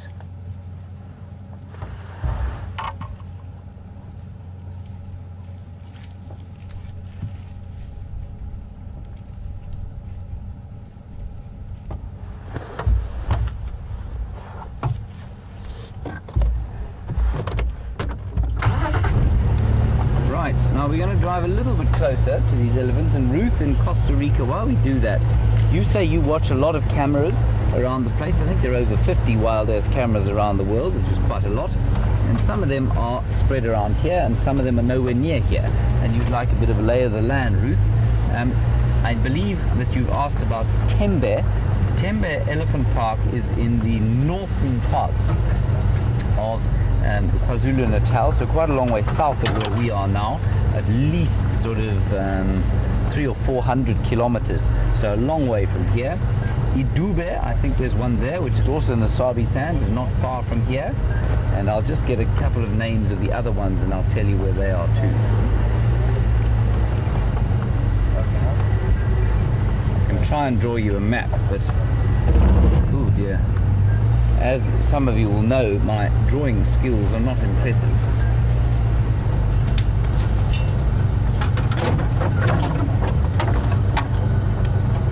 And we're also right now near, you can see that pole perhaps as we go past it. Can you see it? There it is. That pole is the Gowrie repeater from which the signal that you receive often goes. From the vehicle to one of those repeaters, we have 3 of them around the place. And it goes towards that repeater and then out into the ether, where somehow you manage to receive it about 2 seconds after I've said what I've said, which I find absolutely astonishing and well beyond the fathoming of my small brain.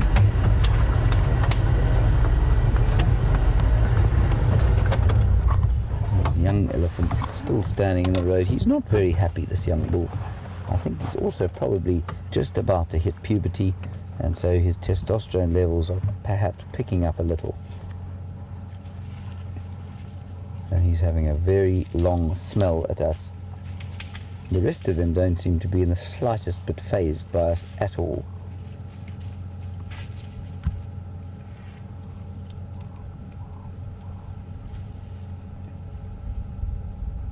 Beautiful, look at that. He's not even, doesn't even want to eat. He's just so fascinated by what he's smelling.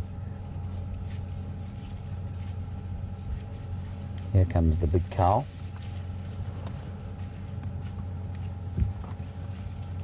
Quite an old lady, I would say. I may be wrong, but I'd put her in the region of about 45 years, and you can see some of her bones sticking out a bit after a tough dry season. But she doesn't seem to be lactating. That calf behind her is too old to be suckling exclusively, so she'll be okay. with the nutritional deficits that the dry season has enforced upon her. I'm going to sneak a little bit forward. It is very thick where they're going.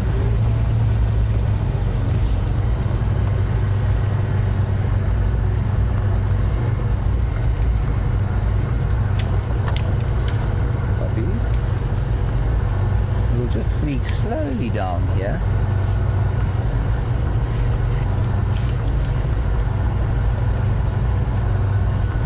And watch them supping on the new combretum leaves. I find this very interesting that she's produced 2 tuskless calves. That's really fascinating.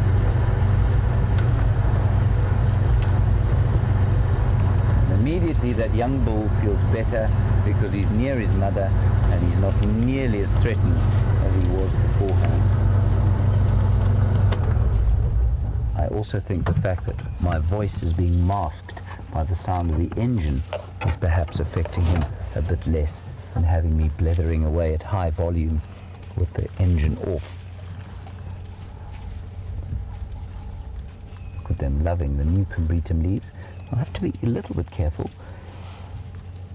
They are full of tannins, those new leaves, and so they won't only eat those brand new combretum leaves.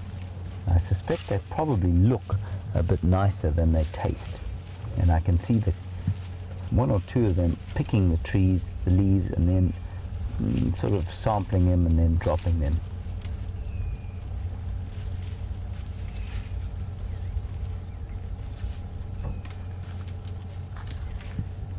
Again, you can see what a brilliant colour it is to be grey out here. I think far more than to be brown. Yeah, the driver that you booked the car here, which direction I was heading?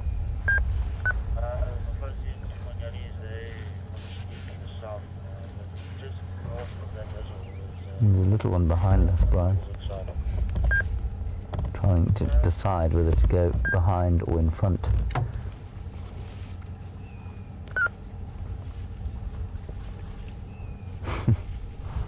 Come on, fellow, we're okay.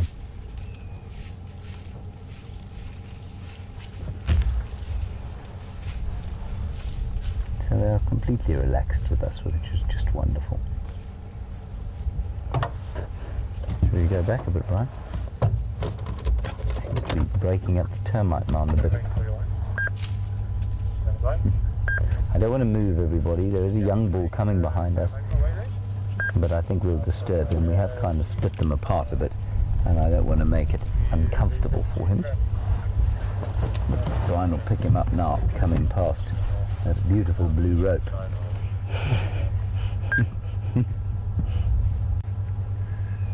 There he is.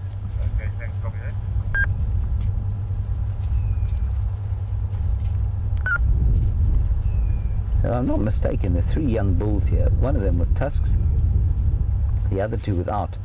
I would struggle to believe that she's the mother of all 4 of them, I must say, of all 3 of them. Because this one looks to be the same age as the youngster, if not maybe in between their ages, no, but in between. He's probably about 8 or 9. So I don't think all from the same mum. It begs the question as to where the others are. Now these breeding herds will split up. There's no reason for them to stay together all the time. You'll probably find that they're in communication with each other through their infrasonic calls, which we can't hear. They're too low frequency, and possibly even tectonically, and that means through bashing on the floor. They reckon that elephants can hear each other. It wouldn't surprise me in the slightest to find that there was something in the way of extrasensory, what we would term extrasensory communication between them either.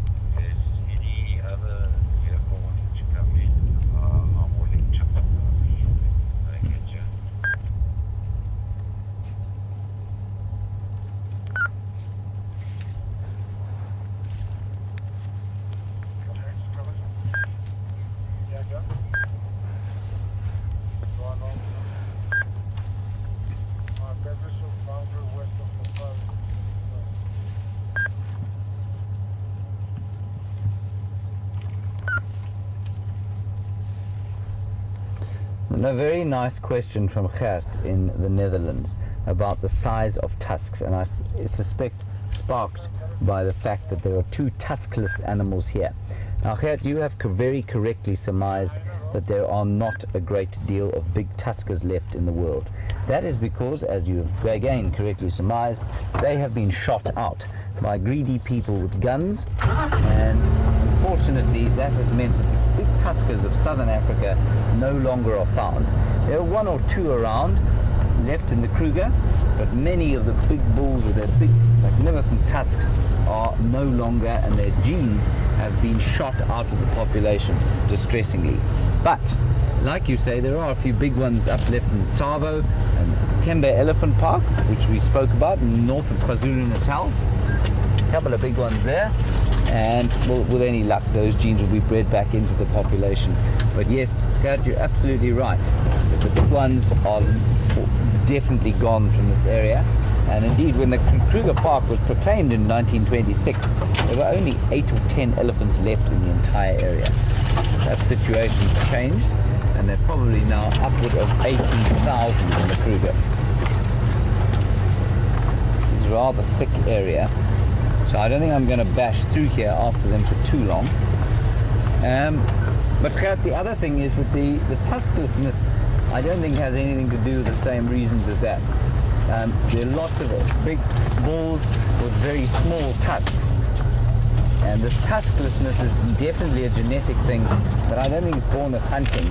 I think it's born of, well, it may have been, its prevalence in the population may have been increased by the hunting of tusked bulls, but certainly I think it always did occur naturally, just maybe not in the same profusion that it does now.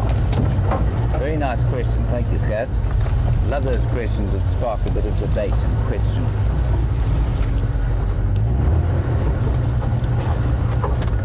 So that's the mother, and you can see that she's got quite decent sized tusks for a cow.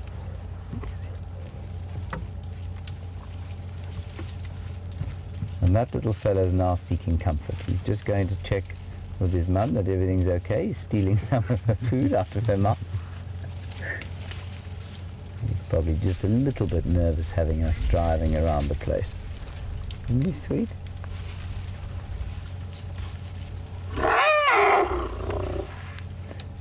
He's being a brat.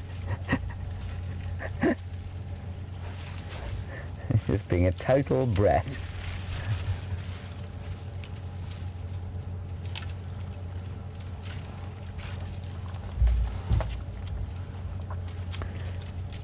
And as we look at these two tuskless animals, Susan, you want to know, will they be tolerated in the herd? On Twitter. Susan, of course they will. There's no reason for the females to dislike them anymore, except when it comes to mating. They may not select for them, and they may struggle therefore for mating opportunities, but they certainly wouldn't be excluded from a herd any more than a tusked bull would. So I don't think that there would be any problem with that.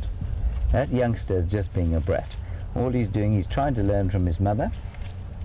He's going, he's picking what she's eating, he wants some of what she's eating, and I'm sure those of you who have children know exactly what is going on here.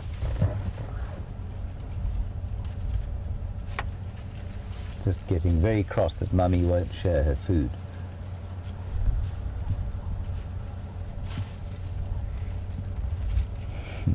Look at that beautiful new, almost translucent green colour shining in this late afternoon sun, juxtaposed with the grey of the elephant.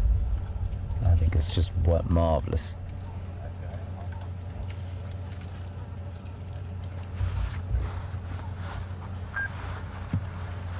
And how quickly these elephants just disappear into this vegetation. It always astounds me.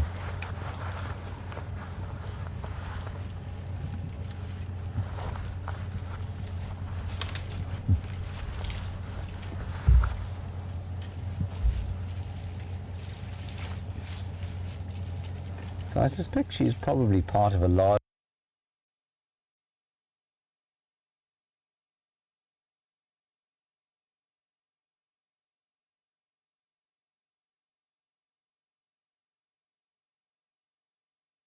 larger herd, if you like, or population, or like this is not entirely usual for this area. I'd say 10 to 15 is the most normal size for a herd of elephants in this particular area. Not quite what they are here.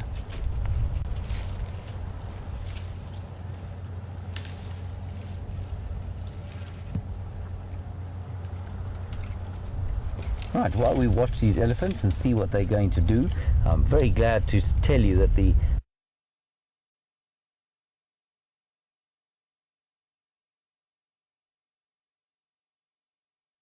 bushwalk kit seems to be fully functional today, which is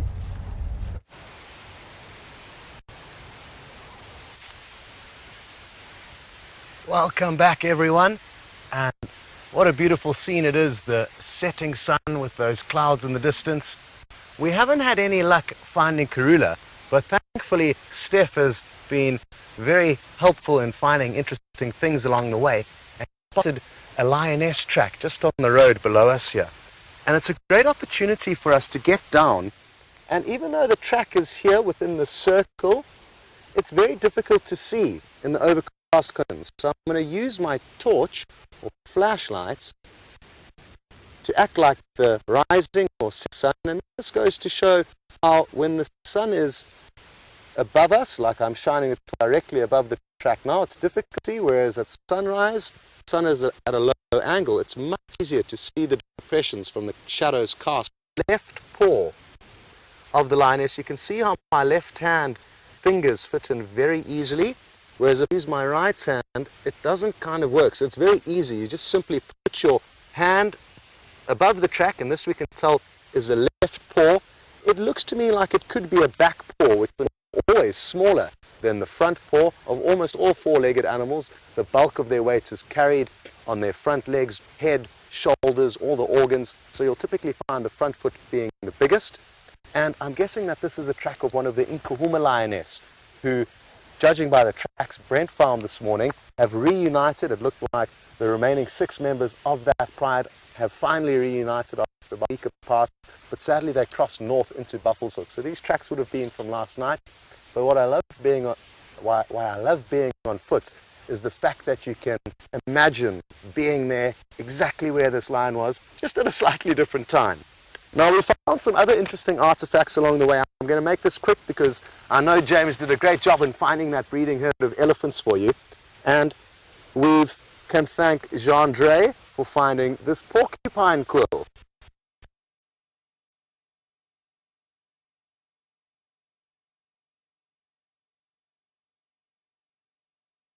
sorry about that, as I obviously I preempted the failure, catastrophic thereof, of the walking kit. They went black screen. I don't know if it's exploded or what's happened, but they're no longer live. We are live. The elephant is just behind us. I'm a little bit loath to move, actually. She's came quite close while you were away. What we're going to do is an attempt a maneuver that doesn't disturb her, so it's going to be painfully slow and probably with lots of wheel turnings. The big cow is just behind us. Ryan, will you keep an eye on her?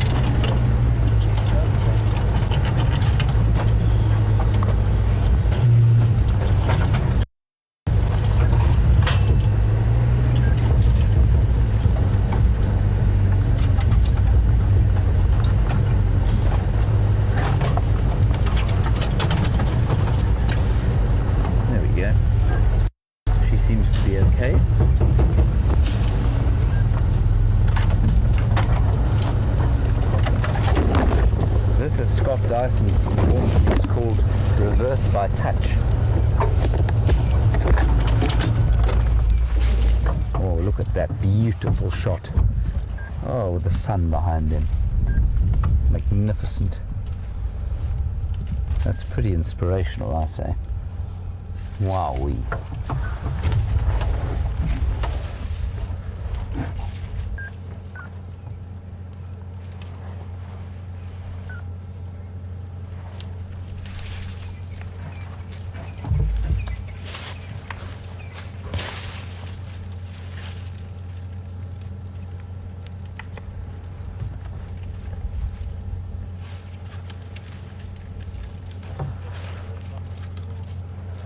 A little bit of difficulty with that new question coming through. I think I've got it correctly though. Marry or Marin in the Western Cape. A very nice question from you. When an elephant dies of natural causes, what does the Kruger Park do? Do they come and bury it or take the tusks, or what do they do? Marin, what they do is they will normally come and take the tusks if the animal does die of natural causes and it has decent sized tusks. If it dies of natural causes and no one finds it, then the tusks often just disappear. And often elephants die close to riverbeds where they're trying to eat soft material, because they die normally from their teeth eventually wearing down, and that makes them seek out the softest vegetation possible, and that's normally closest to the rivers. So I suspect were you to trawl the rivers, you'd probably find quite a few tusks lying around there. But if it's in an obvious place, certainly the Sabi Sands or the Kruger would come and take those tusks away so as to discourage any kind of incursion from trespassers, poachers and sellers of illegal ivory, of which there are unfortunately a disturbing number in the world. Very nice question.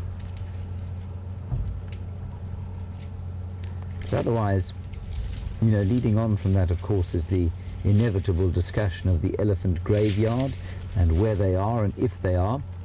Again, one of the great biological misconceptions created by that, what was a wonderful film with beautiful music and very little in the way of biology, and that is The Lion King.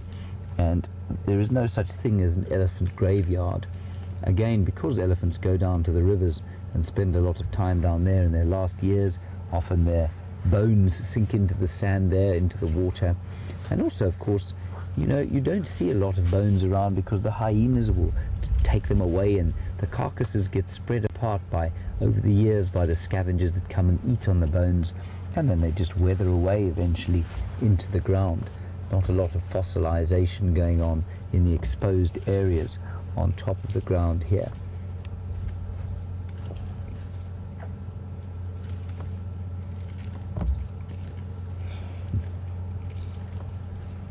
Not sure quite why she's showing us her bottom at this stage. But even an elephant's bottom with a sun like that behind it is quite magnificent.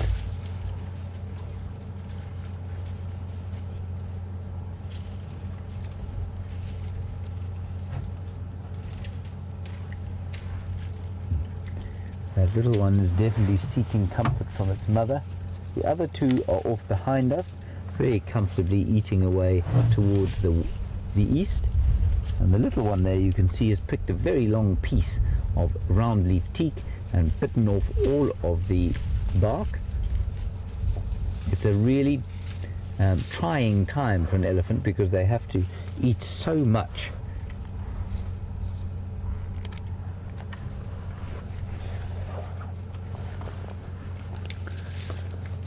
Not sure if there's still communications with the final control at this stage.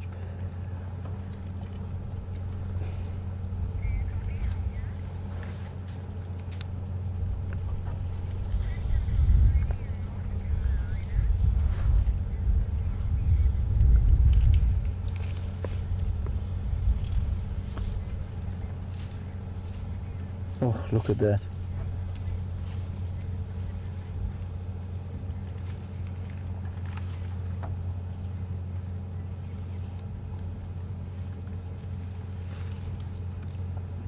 Right, Heidi, I think I've got your question correctly. Well, certainly the second part. I'm going to deal with that first. You say the other night on the Arathusa Dam cam, you were watching a herd of elephants coming down to drink perhaps, and you saw that they were with some hippos, and you wondered how they interact. Elephants, there's no blanket statement here. Elephants are deeply respected by just about everything else out here, and that's simply by virtue of the fact that they're the biggest. So if you get in their way and they don't like you, well, you can get yourself into quite a lot of trouble. Hippopotamus are very nervous if they are separated from their water, but I don't think that they worry about elephants separating them from their water. So unless there was a young bull a bull elephant, I mean, that was sort of coming into his first must and hadn't been disciplined sufficiently by the old bulls or by the matriarch, then I suppose the hippo might have trouble. Same with the rhino. Elephants have been known to kill rhino every so often, normally young bulls testing themselves, and rhino sort of not taking any nonsense and then being killed by big elephant bulls. So that does sometimes happen. Then the first part of your question, I think, is related to the second, and it is, why do we see elephants alone so much of the time? Heidi, they don't tolerate too much in the way of other animals. I think they also eat in a different fashion, so we don't see a lot of kudu and that sort of thing around elephants, because I wonder, that's actually a very good question. I haven't thought of it before.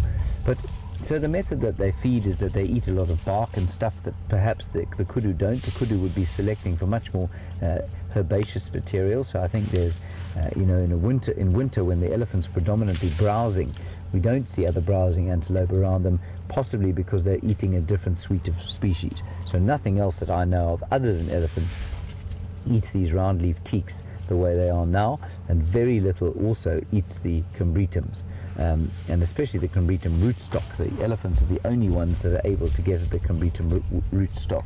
So I think that's why in winter you wouldn't. Then in summer, in the long grass, when the elephants are trying to graze, do we see other animals with them? I suppose we don't see other animals hugely around them, and perhaps there is a level of intolerance that elephants display towards other herbivores. I know certainly around water, if water is scarce, they are not tolerant of other animals trying to drink when they are trying to drink. And that especially goes for the bulls, who do not tolerate buffalo, and they don't tolerate baboons. I've seen them chasing baboons off. That's normally the young bulls though. So it's not a blanket statement. We can't say that they're inherently massively intolerant to other species, but they do tend to be. I think other animals are just very wary of them, simply by virtue of their vast size. So I hope that answers your question, Heidi. Another very good one, I must say.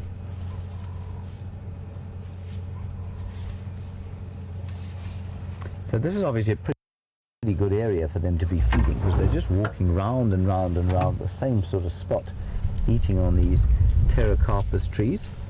Oh dear. There goes a, it looks like a gardenia. No, it's not. I'll go and have a look at what it is. Let's just reverse out of here. We can't get a bit closer.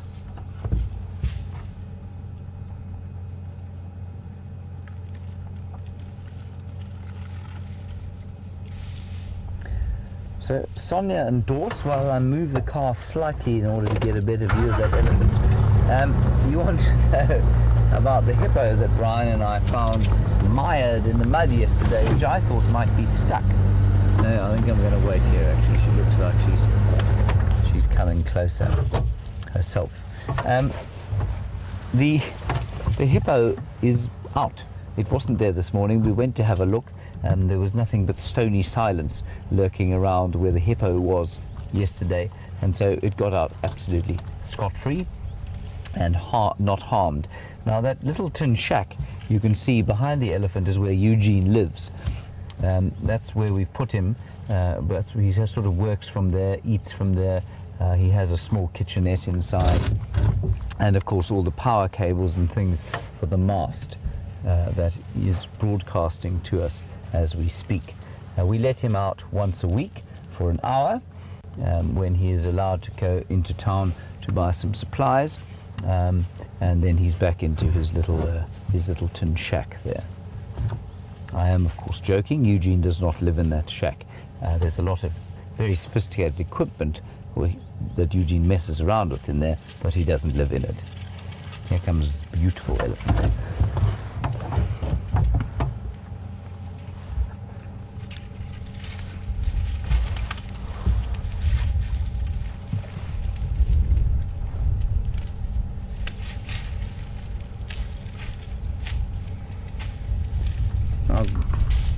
We watched this beautiful big cow walking gently towards us. I'm going to lower my voice slightly in the hopes that she might come even closer. We got a question about how old she could be from, I think it's from San Francisco. Radio's a little bit off. Yes, Grace in Frisco, Texas, I think. You want to know how long she will live? Well, she'd probably live up to about 60 years, 55 to 60 years in the Kruger Park. Here, they do have to eat quite a lot more wood than they would in other areas, like Botswana in the Okavango Delta, for example, and so their teeth don't last quite as long as they might in areas where the food is a bit softer. So in areas like the Okavango, where elephants are resident, they might live 5 or 6 years longer, maybe pushing to 60 or 65 years. Thank you, Grace.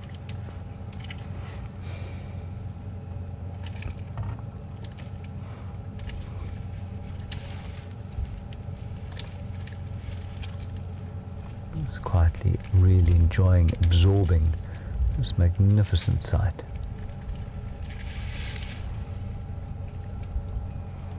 We'll see if she doesn't come a little bit closer to us. She seems to be completely relaxed around us, which is just such a treat. She's watching us, make no mistake, and every time the wind blows slightly towards her, she picks up the scent of us humans, and she just gives us a wary little look.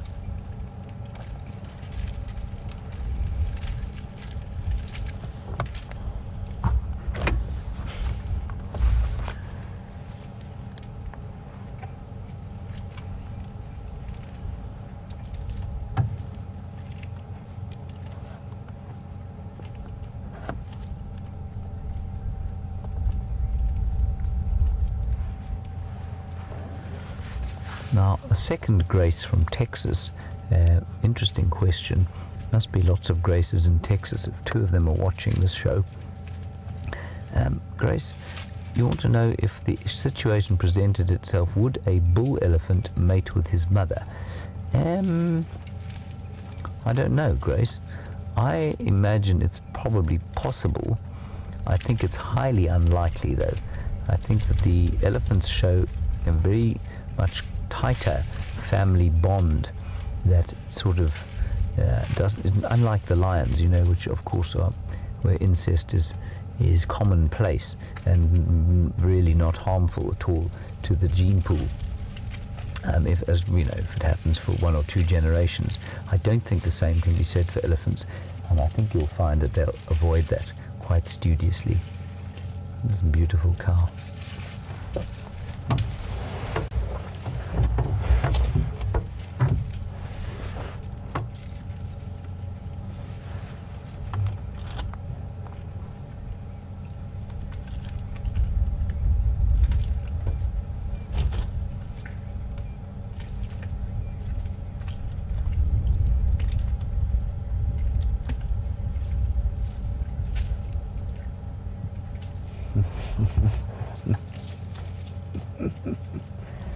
And a very excellent question from a very astute little girl in Ohio called Gracie.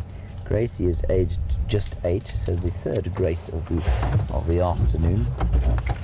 Gracie, you want to know why it is that a tuskless elephant would be bullied by some of the others. It's not very nice.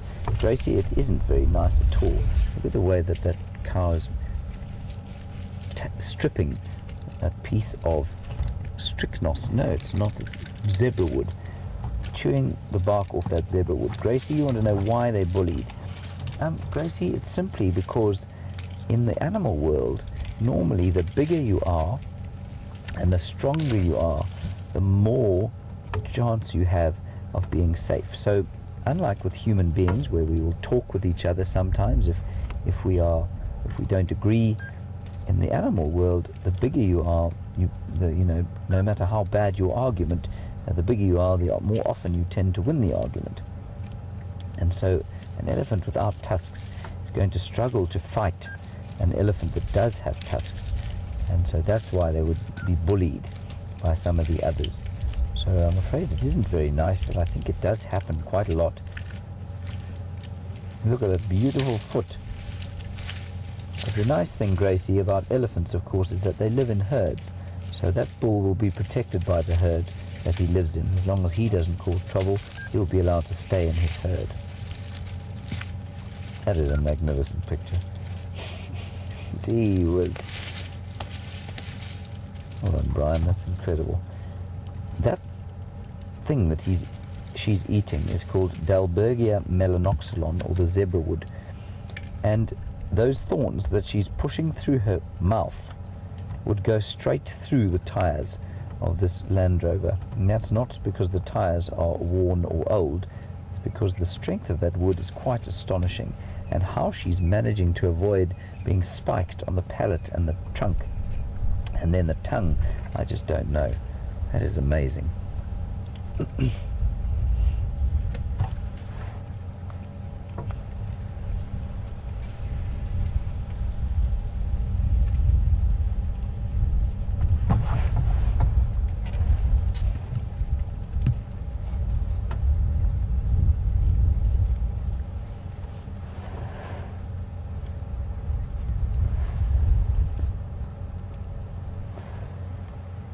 Now, she's picking off branches that are probably about, say, an inch in diameter. Bugsy, you wanted to know how thick they are. That one that she's holding there is probably about ½ an inch in diameter. Look at those thorns. Look at those massive thorns that are about to come out the other side of her mouth. And she'll eat much thicker ones, twice as thick as that, up to about an inch in diameter. And sometimes even bigger. Certainly the Combretum ones, they'll eat, some of them are thick to about 2 or 3 inches at the base. But thicker than that, not so much.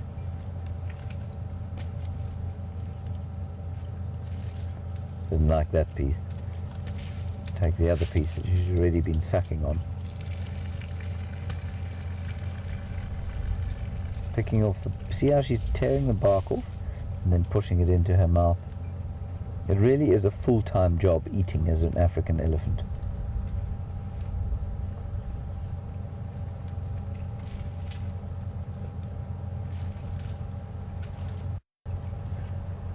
Wonderful. And they are so selective about what they eat, you know. Look at her selecting individual branches. She wants the thick one now, so she's separated that from the others, twisted her trunk around it. If it doesn't come out easily enough, she'll break it with her foot. Here we go, here comes the foot.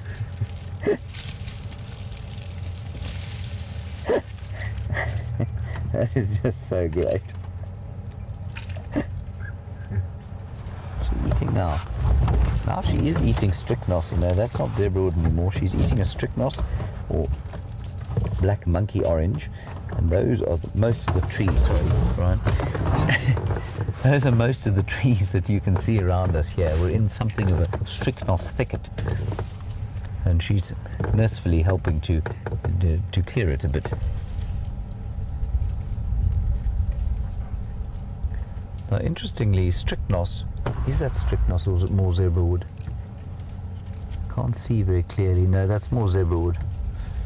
She's eating more zebrawood. She's not eating the strychnos. I think I may be talking nonsense. I'm going to get my powerful binoculars out so that I have a quick look.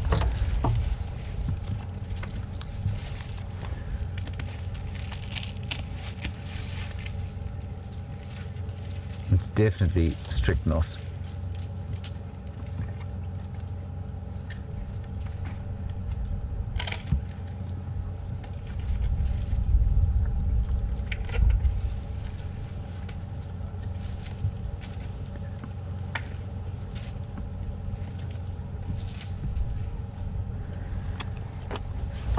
Now I've created clearly a little bit of consternation here with Angela in Boston. I've confused you by saying, why would I lower my voice if I didn't want to interact with them? I said earlier I'd lower my voice so that she came closer to us. What I meant there, Angela, is that the human voice can be a deterrent. It can scare an elephant. It can make them wary of us. So if I lower my voice, what it does is put her completely at ease and allow her to almost ignore us. So by so doing, if you can get into a situation where the elephant is almost treating you as part of the furniture, then they do come very close by without any kind of interaction. And what that does is it just fills you with the most tremendous sense and awe of their amazing power, and they really are just spectacular animals. So by lowering my voice, I'm not trying to bait her into coming towards us at all. I'm just trying to make sure that she sees us as part of the furniture. So I'm not in any way trying to have some kind of anthropogenic interaction with her or communication experience with her at all. That's all I meant by that, Angela. Very good question. You can see immediately how it would have sounded like I was trying to bait her towards us. But it's quite the opposite. So I really love it. I really love it when elephants come close to us of their own volition, and I really dislike driving towards them. So nice when we get close to them, when they've come towards us. I'm just going to point over to that side. Brian is frantically pointing at what is yet another spectacular Djuma Kruger Park low-felt South African, which of course is the best country in the world, sunset. Beautiful. Golden, honey, lemon, and a little bit of orange thrown in there. Isn't that beautiful? And I think it's Patty, who's probably on a plane towards us as we speak, and she'll be enjoying one of those African sunsets come tomorrow evening.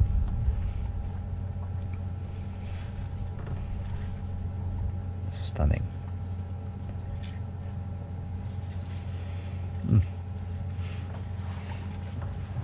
Well done, Brian. Good job, good job. This cow is still in front of us, feeding away. Oh, that's wonderful. Never get sick of them.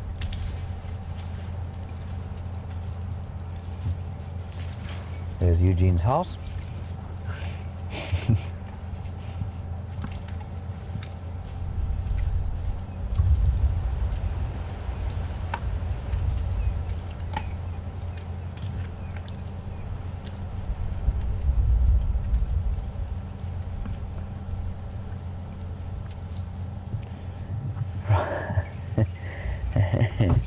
So, before we disappear and leave these elephants, Penny Pine, you would like to know if Eugene ever invites me over for dinner in his house. He does, but you know, I'm a bit of a snob, so I don't go and spend too much time in his tin shack with him. I do invite him over to our place every so often, and we feed him once a month or so. Otherwise, he lives just there on his own in that, with the elephants in his tin shack. Right, I have some very good news which I'm not going to give to you. I'm going to let the bearer of the news give it to you herself. The diminutive, stoic, and highly, what should we say? Yeah, what is the word that I'm groping for? Diminutive, stoic, and I've lost the word completely. What it means, the word I'm looking for means that she doesn't give up. We're going to hand you over to Jamie, who has had some marvelous success, and I will see you a little bit later. Oh, that's just magnificent. Look at that sun.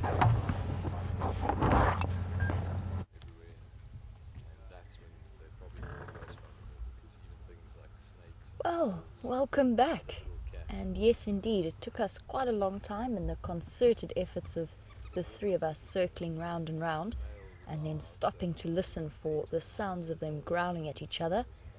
But we have indeed located Tingana and Kwatile. And at the moment you can see why it took us so long to find them.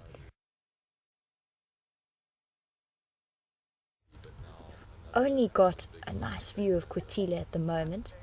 She's just settled down. In terms of maneuverability, this is not the easiest block to drive around in. Wium and I have been dodging branches left, right and centre. But there we have it. She really is probably one of the most beautiful leopards I've seen around here. There's something absolutely perfect about her. And we will be staying with them for the rest of the duration of the sunset safari, because I'm sure that at some point very soon, now that it's a little bit cooler, there's a very good chance they're going to get up and mobile.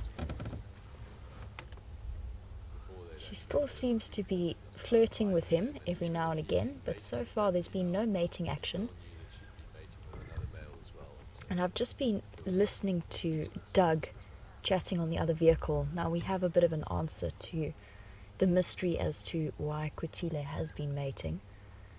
And apparently she did have cubs, so we can confirm those suckle marks were there. But it seems as though she may have lost them. And that could be anything from other male leopards to hyena to other lions in the area.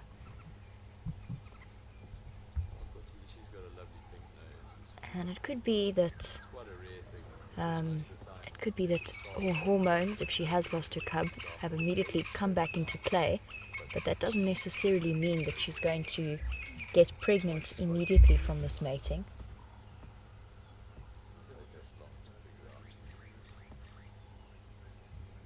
So we'll keep our fingers crossed, but it seems to be more likely that she has lost her cubs.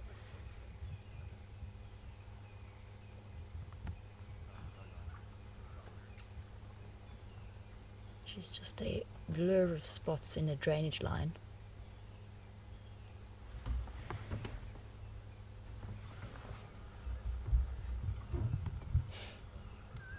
Now Tingana, you can't see him at the moment. Actually, neither can I from where I did. I can still see him, but it's a very, very awkward angle. Unfortunately, I can't get you there. From that dead stump there, that is essentially where he is. He's just behind and to the left of that on the termite mound. And I'm sure they will get up and about.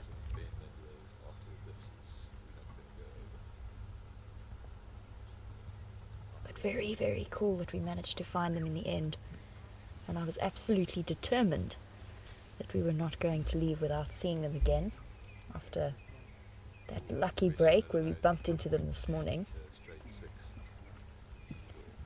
And there's a very good possibility that if we hadn't seen them this morning, we would never have known where to start this afternoon. And that's what gave us that little extra advantage we needed. Now the guides tell me that Kwatile, apart from her 2-2 spot pattern on either side of her nose, that she has a notch in one of her ears and a very, very pink nose. I did notice the pink nose earlier, but I'm still looking to see which ear that notch is in.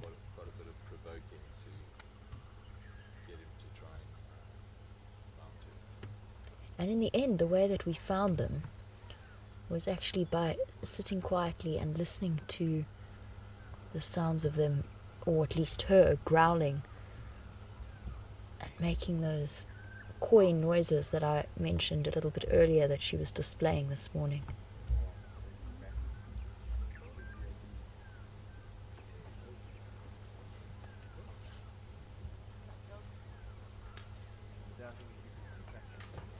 If you are joining us for the first time, how cool is this? The leopard that you're seeing, we are sitting with right here on Arathusa Game Reserve in the Sabi Sands. And we just don't know what's going to happen next. I'm sure at some point she's going to get up and start flirting with him once again. But we just have to wait and see. And if at the very least we'll be able to hear it.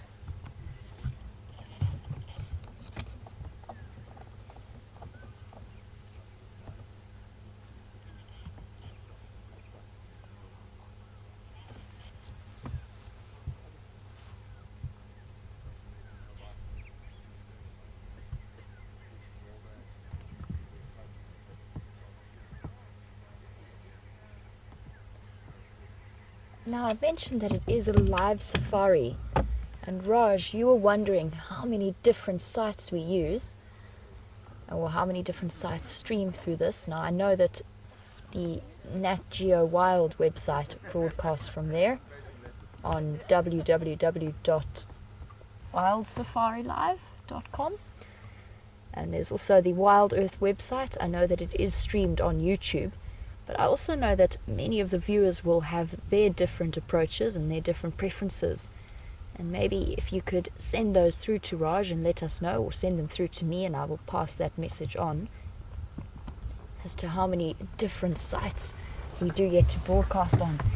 But how cool is this, just to be sitting with these leopards, not knowing exactly what it is they're going to do.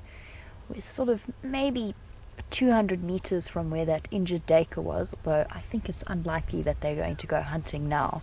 I think what she's going to do is, it does take about maybe half a day to a day for the female to really get that male to get ready to mate. She's got to keep on giving him the message until he finally receives it and starts to mate with her, and then they'll mate continuously for the next few days. But the difficulty is, of course, is finding them. So we got lucky this morning, and then that gave us a head start for this afternoon. And that's why I really just want to sit with them and see what they get up to. It's the first time I've ever seen this kind of courting behavior. I've seen leopards mating before, but this is the first time that I've ever seen the female constantly initiating the contact with the male, and with the male basically ignoring her, getting up, moving away. So it's been an important lesson for me as well as to how the sort of mating process with the leopards starts out. And she seems to have exhausted herself from her efforts, and having seen her this morning, I'm not surprised. She did a lot of bouncing and springing and waving of her tail around and around, so I think she must be feeling fairly tired. Tingana's taking it all in his stride. It's obviously not the first time he's been through this whole process, and he's collapsed quite happily on top of a termite mound under a guarri bush and seems content to stay there for the moment. Let's keep an eye on her and just see what she's up to. Now, even if she gets up and moves off to the left and we struggle to get a visual, just make sure you listen really closely to the sounds that she makes.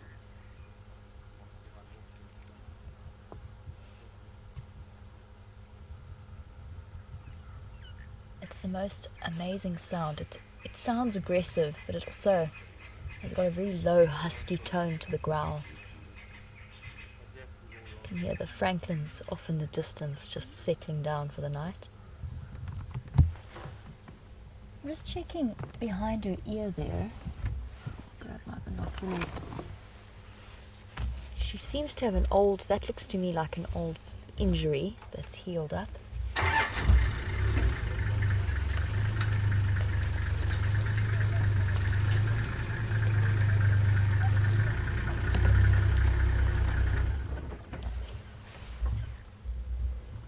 Yeah, I think that is an old puncture wound around there.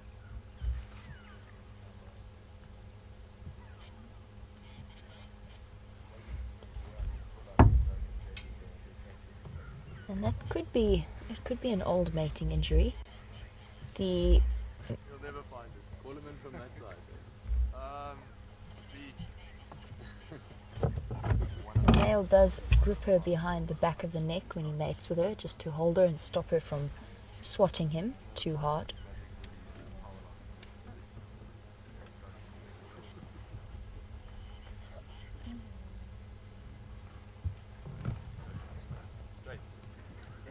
Everybody watch out for the branches as we crash our way out.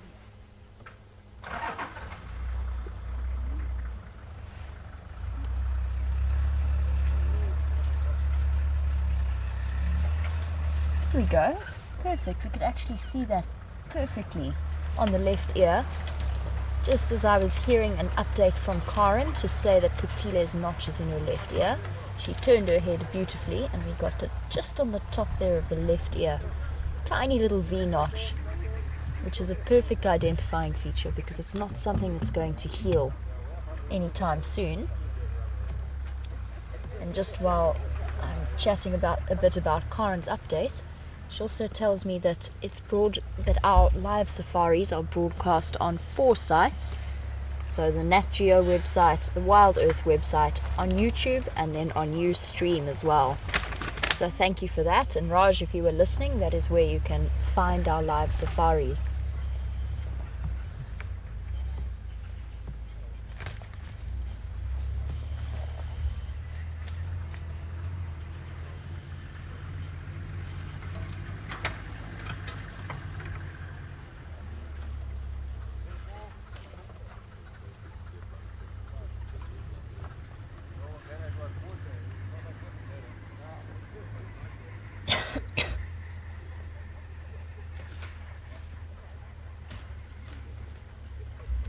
There you go, I can just see the notch on the top of the left ear.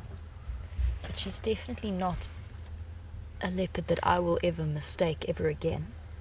It was the first time I saw her this morning. She's got a very distinctive gold colour.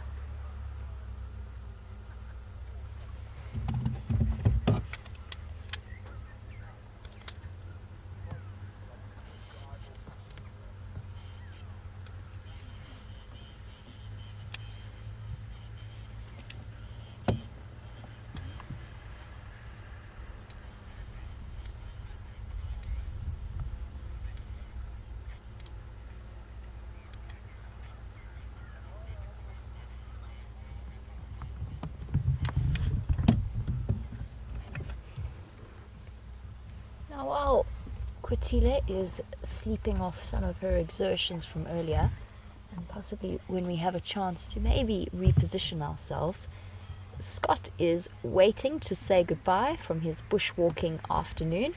So we're going to head across to him and then catch up with you a little bit later, but never fear, we will be back with these leopards as soon as possible. Cheers for now.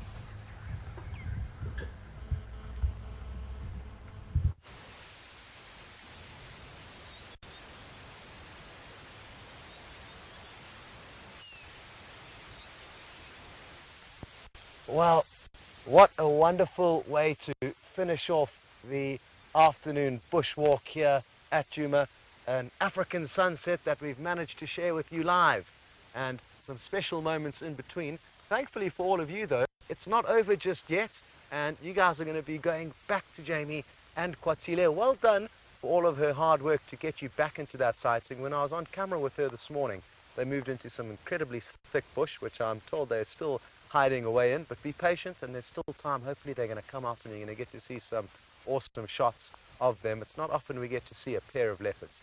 Now, just one thing I would like to show you, which I didn't get to show you earlier. We're getting much better with the technology on these bushwalks, but there's still a few glitches, and interestingly, Gendre bent over and the antenna dipped down too far, so that's why you lost our signal when I was showing you this porcupine quill earlier. And the porcupine quill is a wonderful thing to see because we don't often get to show you the porcupines, which isn't much good. Like the aardvark that we chatted about earlier, where we saw it had burrowed and excavated for termites, the porcupine is also nocturnal, just like that animal, the aardvark, and that's why we don't get to see them very often. I've only seen one in the Sabi Sands and approaching 4.5 years of being here, but their tracks are always around. Now, this tiny little section at the end is what would be embedded in the skin of the porcupine, and the rest will stick out. And what porcupines will do when they're moving about, I'll simulate. I've only got one quill, sadly. They've got hundreds, but they'll walk with the quills flattened against their back, and if there's any potential threats, they will lift the quills up and keep their back and bottom with hundreds of quills aiming at the potential threat. Their front end is the soft end, so if animals like leopard and honey badgers do attack, when lion do attack a porcupine, they're probably going to get a few stray quills, but if they get to the head, I think I just heard an impala alarm call.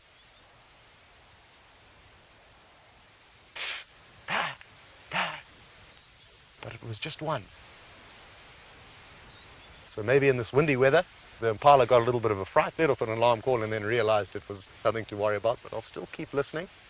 And yeah, back to the porcupine, one of Africa's, well, it is Africa's largest rodent, and this essentially is its hair. Hayden, who some of you may know, another presenter who will be coming back soon to join us for a short stint, which is really exciting news. He had a lucky porcupine quill a while back. Sadly, this one is broken, so we are not going to keep this one for Hayden to add to his arsenal of lucky quills. But good news that some of you will get to see Hayden as well as Peter rejoining us for a short period in the future. Well, I'm not going to keep you here too long. Going to give you one last view of the vanishing colors at the sunset, and then we're going to send you back to Jamie. So let's take one last look, and while we're looking at the sun, I can answer a question from Rudy in California. And Rudy's interested to know, where is it that the aardvark live during the daytime? It's a good question, Rudy. Much like the excavations it makes to get its food, it also excavates burrows. And Jamie will be able to tell you a story about aardvark burrows. I'm told she fell into one whilst driving, or the vehicle fell into one. And there's quite a few of them actually around Balanites Road on the western portions of Djuma. So we know where they're hiding and sleeping during the day, but they only come out late at night. And good to have you on the bushwalk this evening, Rudy. Really wonderful stuff. And we're going to answer one or two more questions while we wait for these leopards to come out. So good to have you, and isn't it incredible that you can join us live on these walking safaris? It's really, really awesome stuff, and can't wait to do more with you. There's so many interesting small things that we can see and do that you cannot do on the vehicle. So it's really exciting, and let's hope the tech issues and Eugene, our tech wizard, keeps cracking the codes to all these little problems. Now, another question's just come through from a good friend of mine, Matty, age 9. He's a strong follower of our safaris, and always good to hear you watching, Matty. Matty's interested to know what would happen if we came across wild dogs on foot. Well, there would be a massive smile on my face, Matty, because we haven't seen wild dogs, but hopefully they're going to be coming back soon. And there were actually reports that there were some not too far away from us this morning, Matty, up in Buffels Hook, and they've been moving around with their young pups, and hopefully they'll continue to move further south. If and when they do come further south and we do approach them and bump into them on foot, usually they run off a short distance. They're quite nervous of people on foot, as are the lions and the leopards and the elephants. Most of the time, if you're walking through the bush and you come across any wild animal, it will choose to run away from us because they don't want to have a fight unnecessarily, and they don't want to risk getting any injuries. Even though we're very small, they know that we can be dangerous, so they would rather avoid us, and the wild dogs are no different. In my experience, they will get up, run a few meters, and as long as you back up slowly and give them their space, you can get back to the vehicle and then bring your guests back in on the vehicle, and the dogs will just be at ease, relaxed. So it's not an animal that we have to be worried about attacking us. The wild dog, as well as the cheetah, Matty, it's very unlikely that a wild cheetah or a wild dog would ever attack us. Leopard and lion are different. That can happen from time to time, but cheetah and wild dog are two of the predators that we really don't need to worry about, and it's only really in captive scenarios where they may be breeding these animals where people might get the odd nip from them. Good to know that you're watching, Maddie, and we are going to send you back to Jamie now. Let's hope the leopards don't take too long to come out of their hiding places, and I think it's worth staying tuned in case they do. Thanks so much for all your contributions, and it's been wonderful having you guys on a live walking safari. So look forward to some more in the coming days. Steph might be taking a few, and I'm sure a lot of you would be looking forward to see Steph in front of the camera again, so that's also something to look forward to. Well done to Nikki and Jess, who's fresh out from Joburg in the final control. Thanks for your help there. Back to Jamie. We'll see you next time.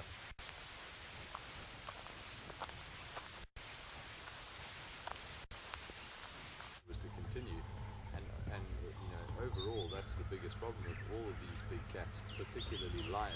Welcome back. They are technically all And inbreeding not because much they're has people changed also on this benign side. at this point in time. It's They're only very, found very in 5 quiet places and in the still. world, and even those places are And tiny. Kwatile and those lions Tingana breeding with those lions are soon to be mating leopards, even though they haven't quite got there yet. So there's been some clever Are people fast who have tried asleep. to suggest, you know, like genetic biodiversity swapping and things like that to try and mix up the gene pool, but then, you know, I'm very glad that we got to them when we did, because it's amazing how fast it gets dark out here, specifically evolved for and it this would have been exact environment. very, very So tricky to take them and put them somewhere else, you playing God and to not even find in a them, good way. even Sort of just like maybe picking 10 or them 15 minutes randomly after we did. 'cause So we you got look like really this other lucky. guy, you can go over here. Nature would naturally do it through a Something natural made her and look up. quite steady and slow distribution.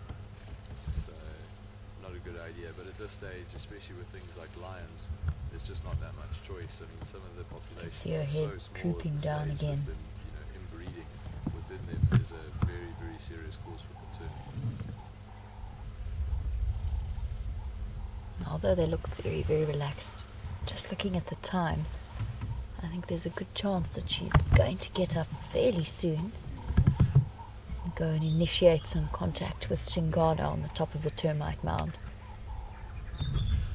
And once she does get up and move, then we will be able to pull forward a little bit, hopefully, and be able to get a visual of both of them. At the moment, I don't want to move any further into the gap just because that will disturb her.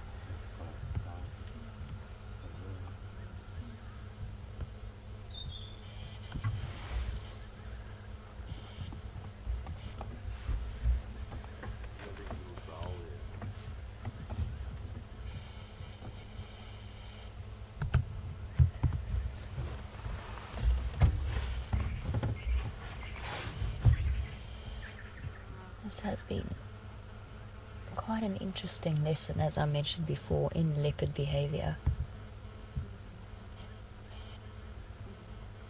We've considered all possibility,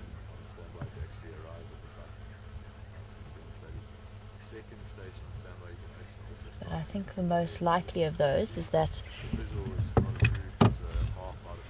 I think that the most likely explanation is that she has lost her cubs, which is very, very unfortunate, but it is just the way of things.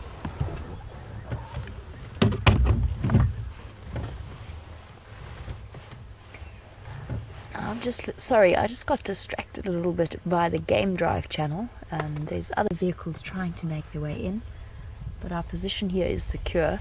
They just had to try and find their way to us, and as I said, it is a very, very thick block that we are in. I'm just looking to see if there's any space for us to move around to make life a little bit easier for the other vehicle, but I don't think there is, unfortunately. Oh, she's looking up again. She's having a look towards us.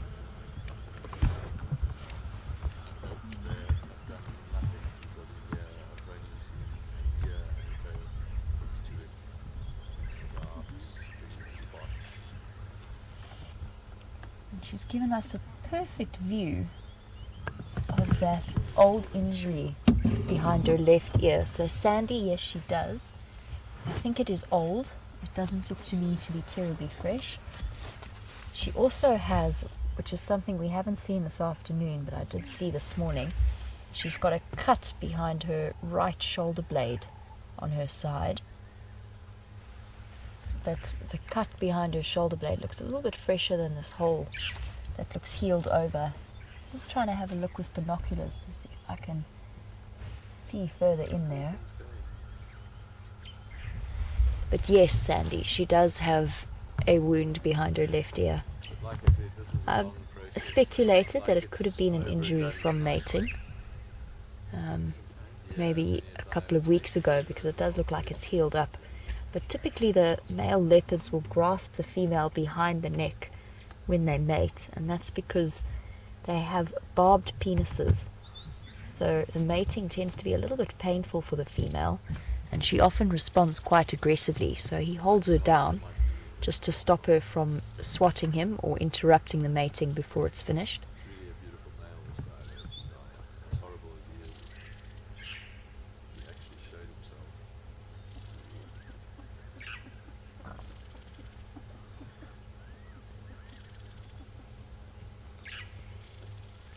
It's actually a beautiful evening. It's gone really, really still after all of that wind that we had earlier. Although I don't know if that's because we're just really tucked away in this drainage line. No, there's a bit of a breeze still, but there's lots and lots of birds out. I can hear fiery neck nightjars. I can hear fork-tailed drongos, cisticulars, franklins. They're all out in force this evening.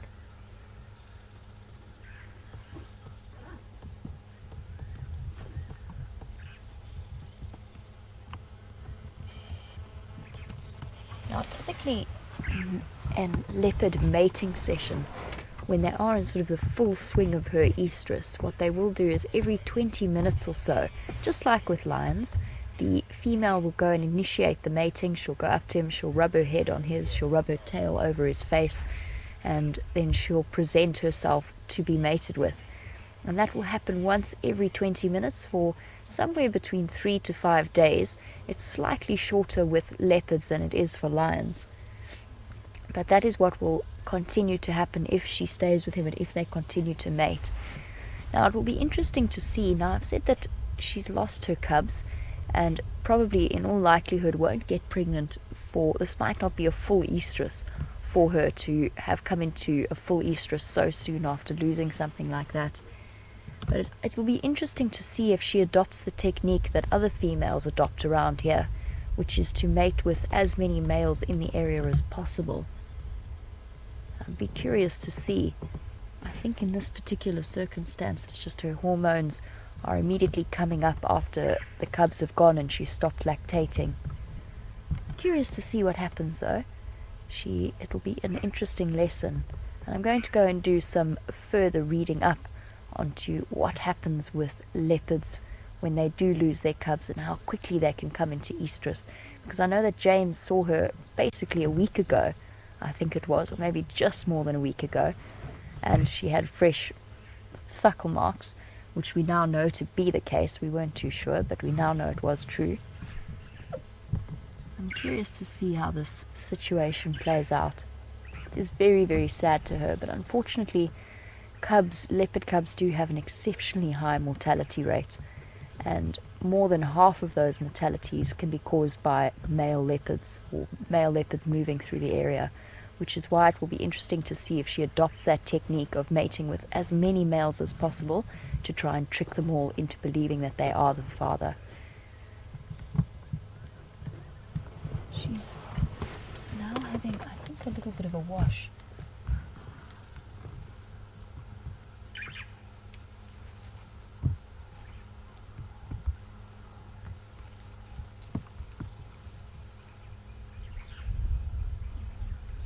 And if she does conceive over the next few days whilst mating with Tingana, then it will take her somewhere in the region of 3 months. It's just a little bit less. It's about 80 to 90 days before she has her cubs.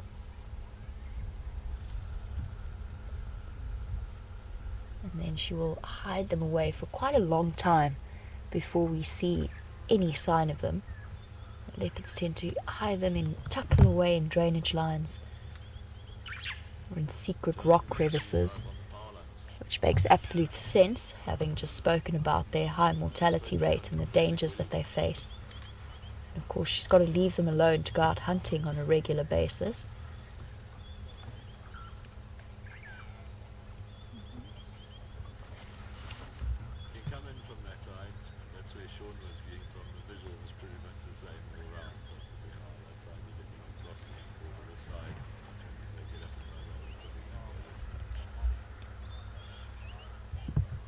I mentioned a little bit earlier, we stopped for that poor duiker with a very broken leg, and over the next few days they will need to eat, although most of their focus will be on mating. It's not unheard of for leopards to go those 5 or so days without eating at all, but if there is an opportunity then they will hunt, and Mavis was wondering if they will hunt together, and possibly not, although they're not really cooperative hunters as a rule. Although there is a chance that if something runs in front of them, being opportunists, they might race towards it and try and catch it. But what they will do is if one of them kills something... Oh, here we go. She's up and about. Now let's listen very, very closely to the sounds that she's going to make.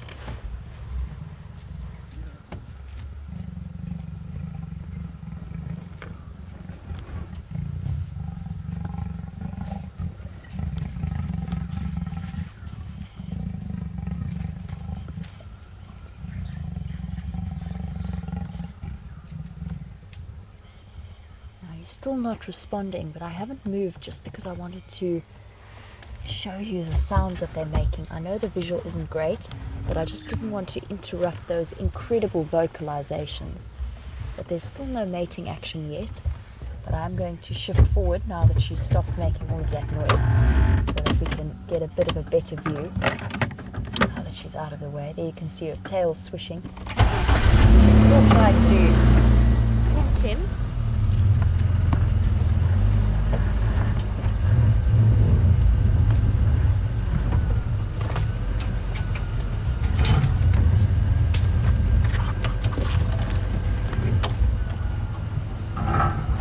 Visual isn't going to be great. How are you doing, Wium? Is that okay for you there? I'll grab the spotlight now.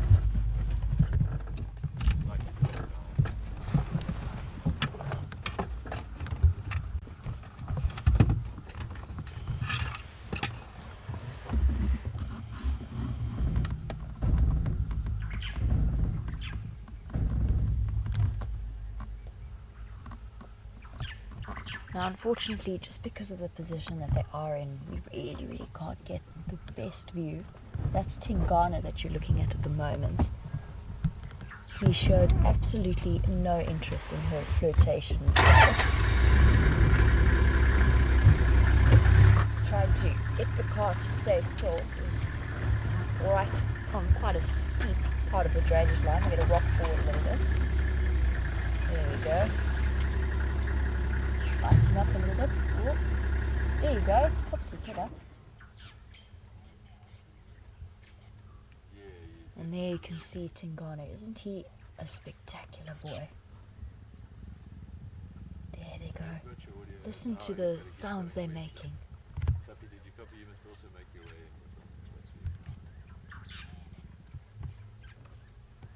in. Almost like a purr. Yeah, it is. It's a very low purr. It's a combination between a growl and a purr.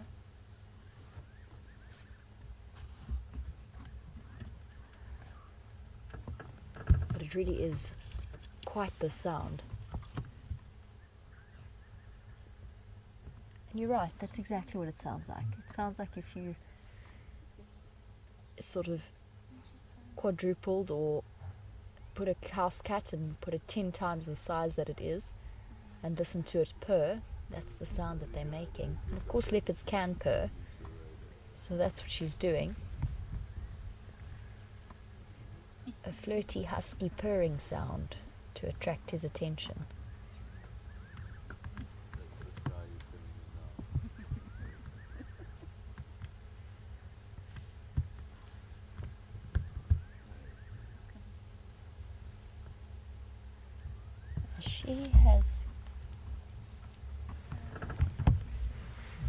She has settled down also on the termite mound off to the right of him.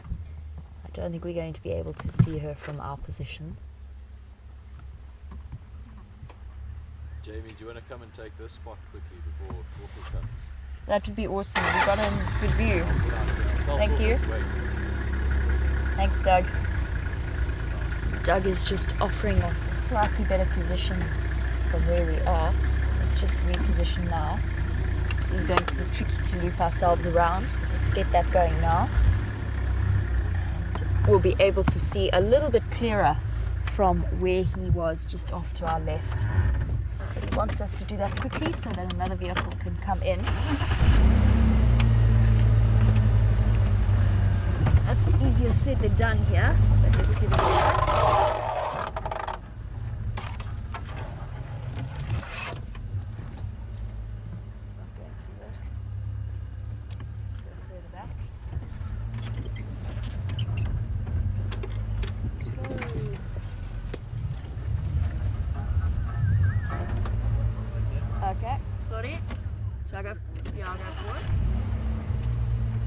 Sorry, I thought you were out. We'll just shift forward a little bit.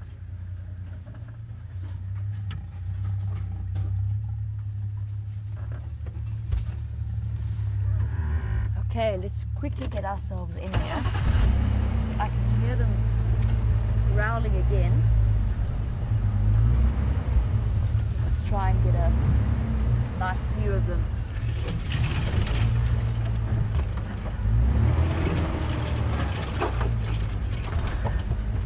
Here we go. Number 3, I think.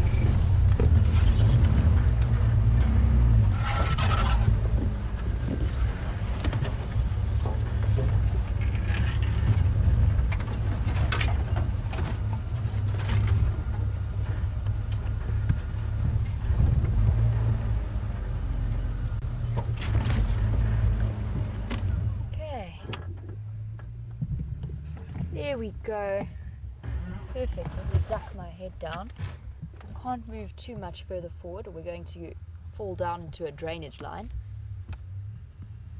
But we've got this spectacular view of Tingana and his lady friend. And he is... actually this is Kwatile here, isn't it? He's still up at the top at the back, yeah. So we were looking at Kwatile in the front. Tingana, it's actually quite funny. He's almost turned his back quite grumpily away from her. I think at the moment her affections are not being welcomed. Oh, she's a beautiful leopard. She really, really is.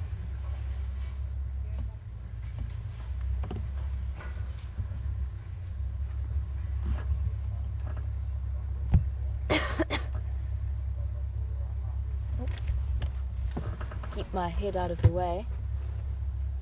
This is probably the best positioning we can get at the moment because there's a hole in front of our left tire. So I just have to remember to keep my head out of the way.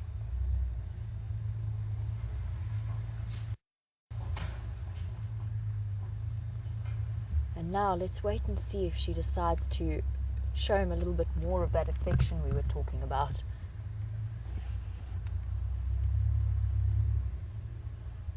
She's a big female. I'm just looking at her now. She's got quite a big solid neck. I'm not sure how old she is. I'm sure many of the viewers will know. But she is much, much bigger than Shadow is in terms of bulk.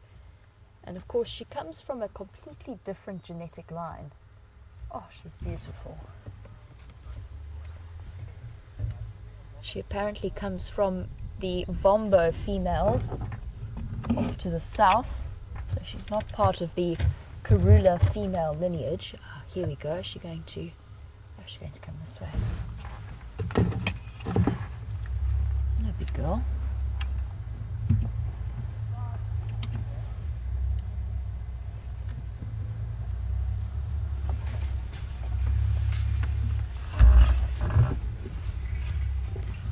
I'm going to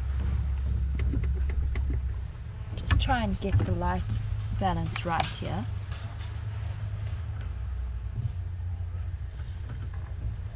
She's very, very close to us, which is why you're getting part of the car in frame. She's actually looking very thin as well. Now that I'm seeing her standing next to us, her shoulder blades are quite protruding, her hips are... She is looking thin. She's a stockily built leopard, but she does look hungry. So Mavis, what we were saying about them hunting and feeding, it could well be that she's going to be on the hunt. There you go. Oh, that's a puncture wound. That looks like it might have been from a tooth. There's 2 of them actually. I would say that's a bite mark. That could be a bite mark, or they could be puncture wounds from horns of something that she was trying to hunt. And it could even have been speculation, but those are fresh.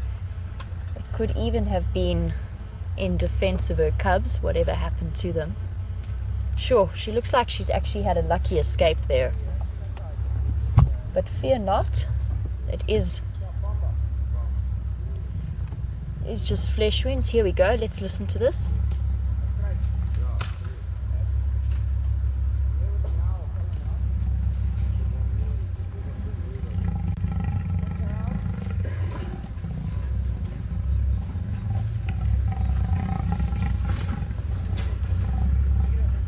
There you go, that's the flirting that I was talking about.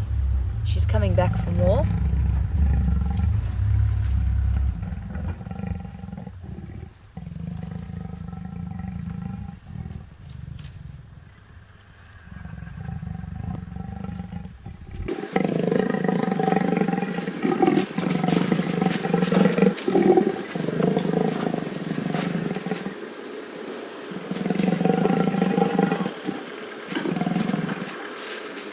See how restless she is, trying to attract his attention, and he hasn't actually moved.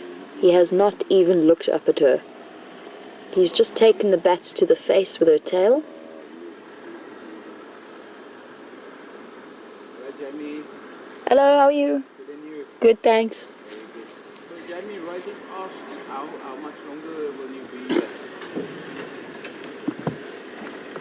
We've got another few minutes. We've just moved into this position, but in a moment I'll pull out so that you can have a good view. Right, right? Yeah, another 3 to 5 minutes. Now this, as you can imagine, is a very exciting sighting for all. And there are 3 vehicles here at the moment. But how cool was that behavior?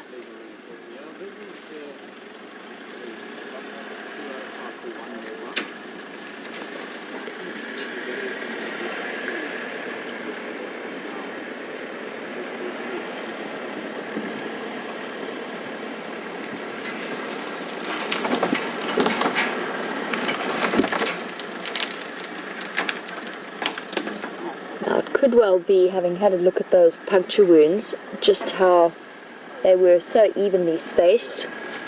It either came from a bite mark, but I think most likely it's horns, something that she acquired while she was hunting.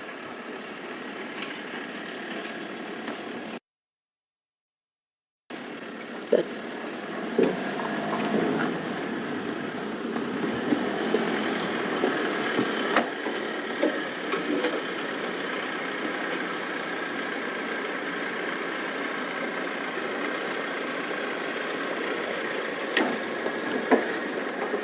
now, although Tingana has been completely unresponsive for the moment, she may need to keep this up over the next few hours, and probably by at least tomorrow he will start to respond. It can take anywhere from a couple of hours to... Ooh, something startled her. And there she goes again. Oh, that is a big male leopard. He really is spectacular. She started the purring again. Here she goes.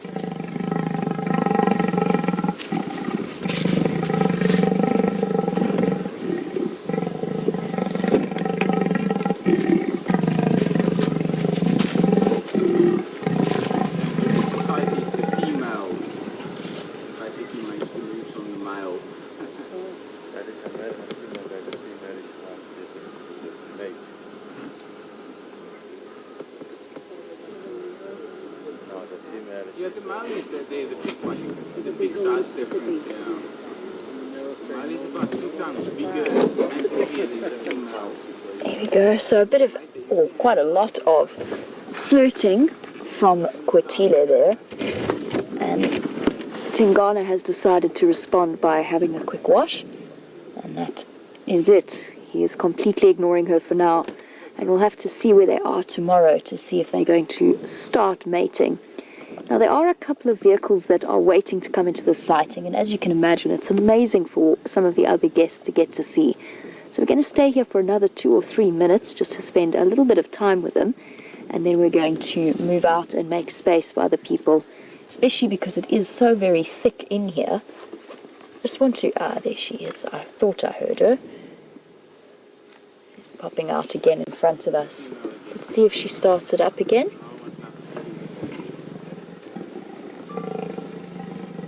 Bye.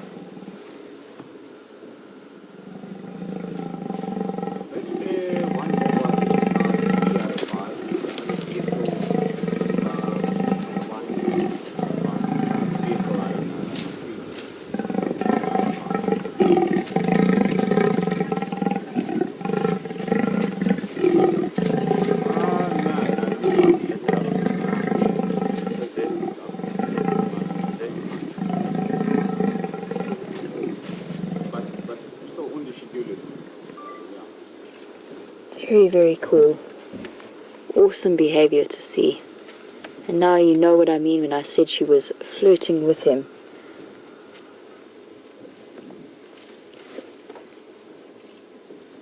And she's now decided to flop down and play coy down here.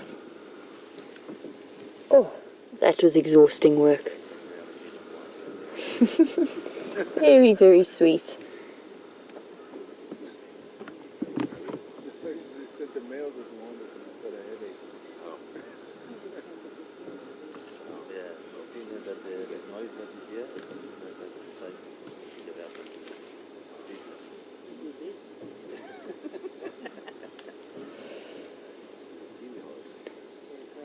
Now, unfortunately, there are about 2 vehicles standing by on the road near us, and I think we've definitely had the best view out of everyone here.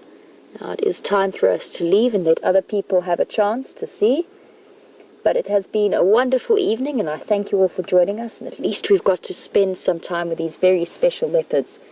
So for now, I'm going to say good night to you all, and we will see you tomorrow morning for the sunset safari. Hopefully we get a chance to catch up with these two, and we can see if she's finally been successful in mating with Tingana. And for now, we're going to cross to James to say goodbye, and I'm going to head out. Cheers for now.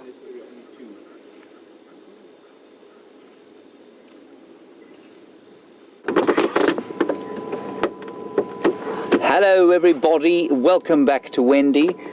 Sorry you had to leave what sounds like an utterly spectacular sighting, and I'm so glad that Jamie's enthusiasm and profound stoic determination managed to get you into what must have been a very exciting sighting. I'm a little confused myself.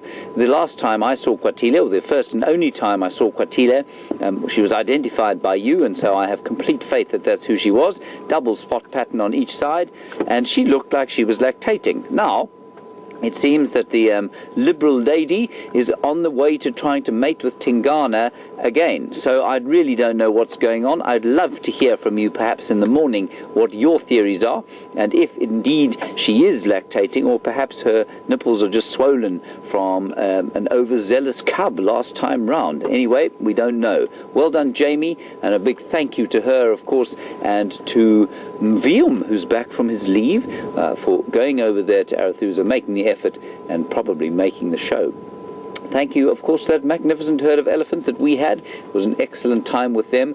And just to reiterate, I was speaking quietly. There was a lot of debate about interacting with animals.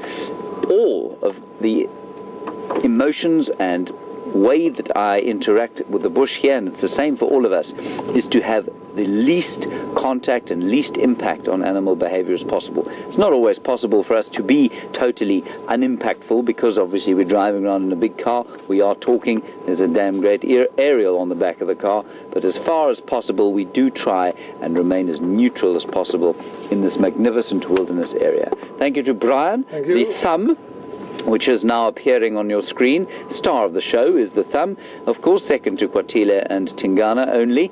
And thank you to Nikki and recently returned Jessica Biffy in the final control. Tara is on leave, Eugene is in his tin hut. It's been a wonderful evening, and thank you very much for all of your questions and comments. Great discussions we've had, and we'll see you tomorrow as the dawn breaks in Africa. Bye-bye, and stay safe and happy wherever you are in the world. See you tomorrow.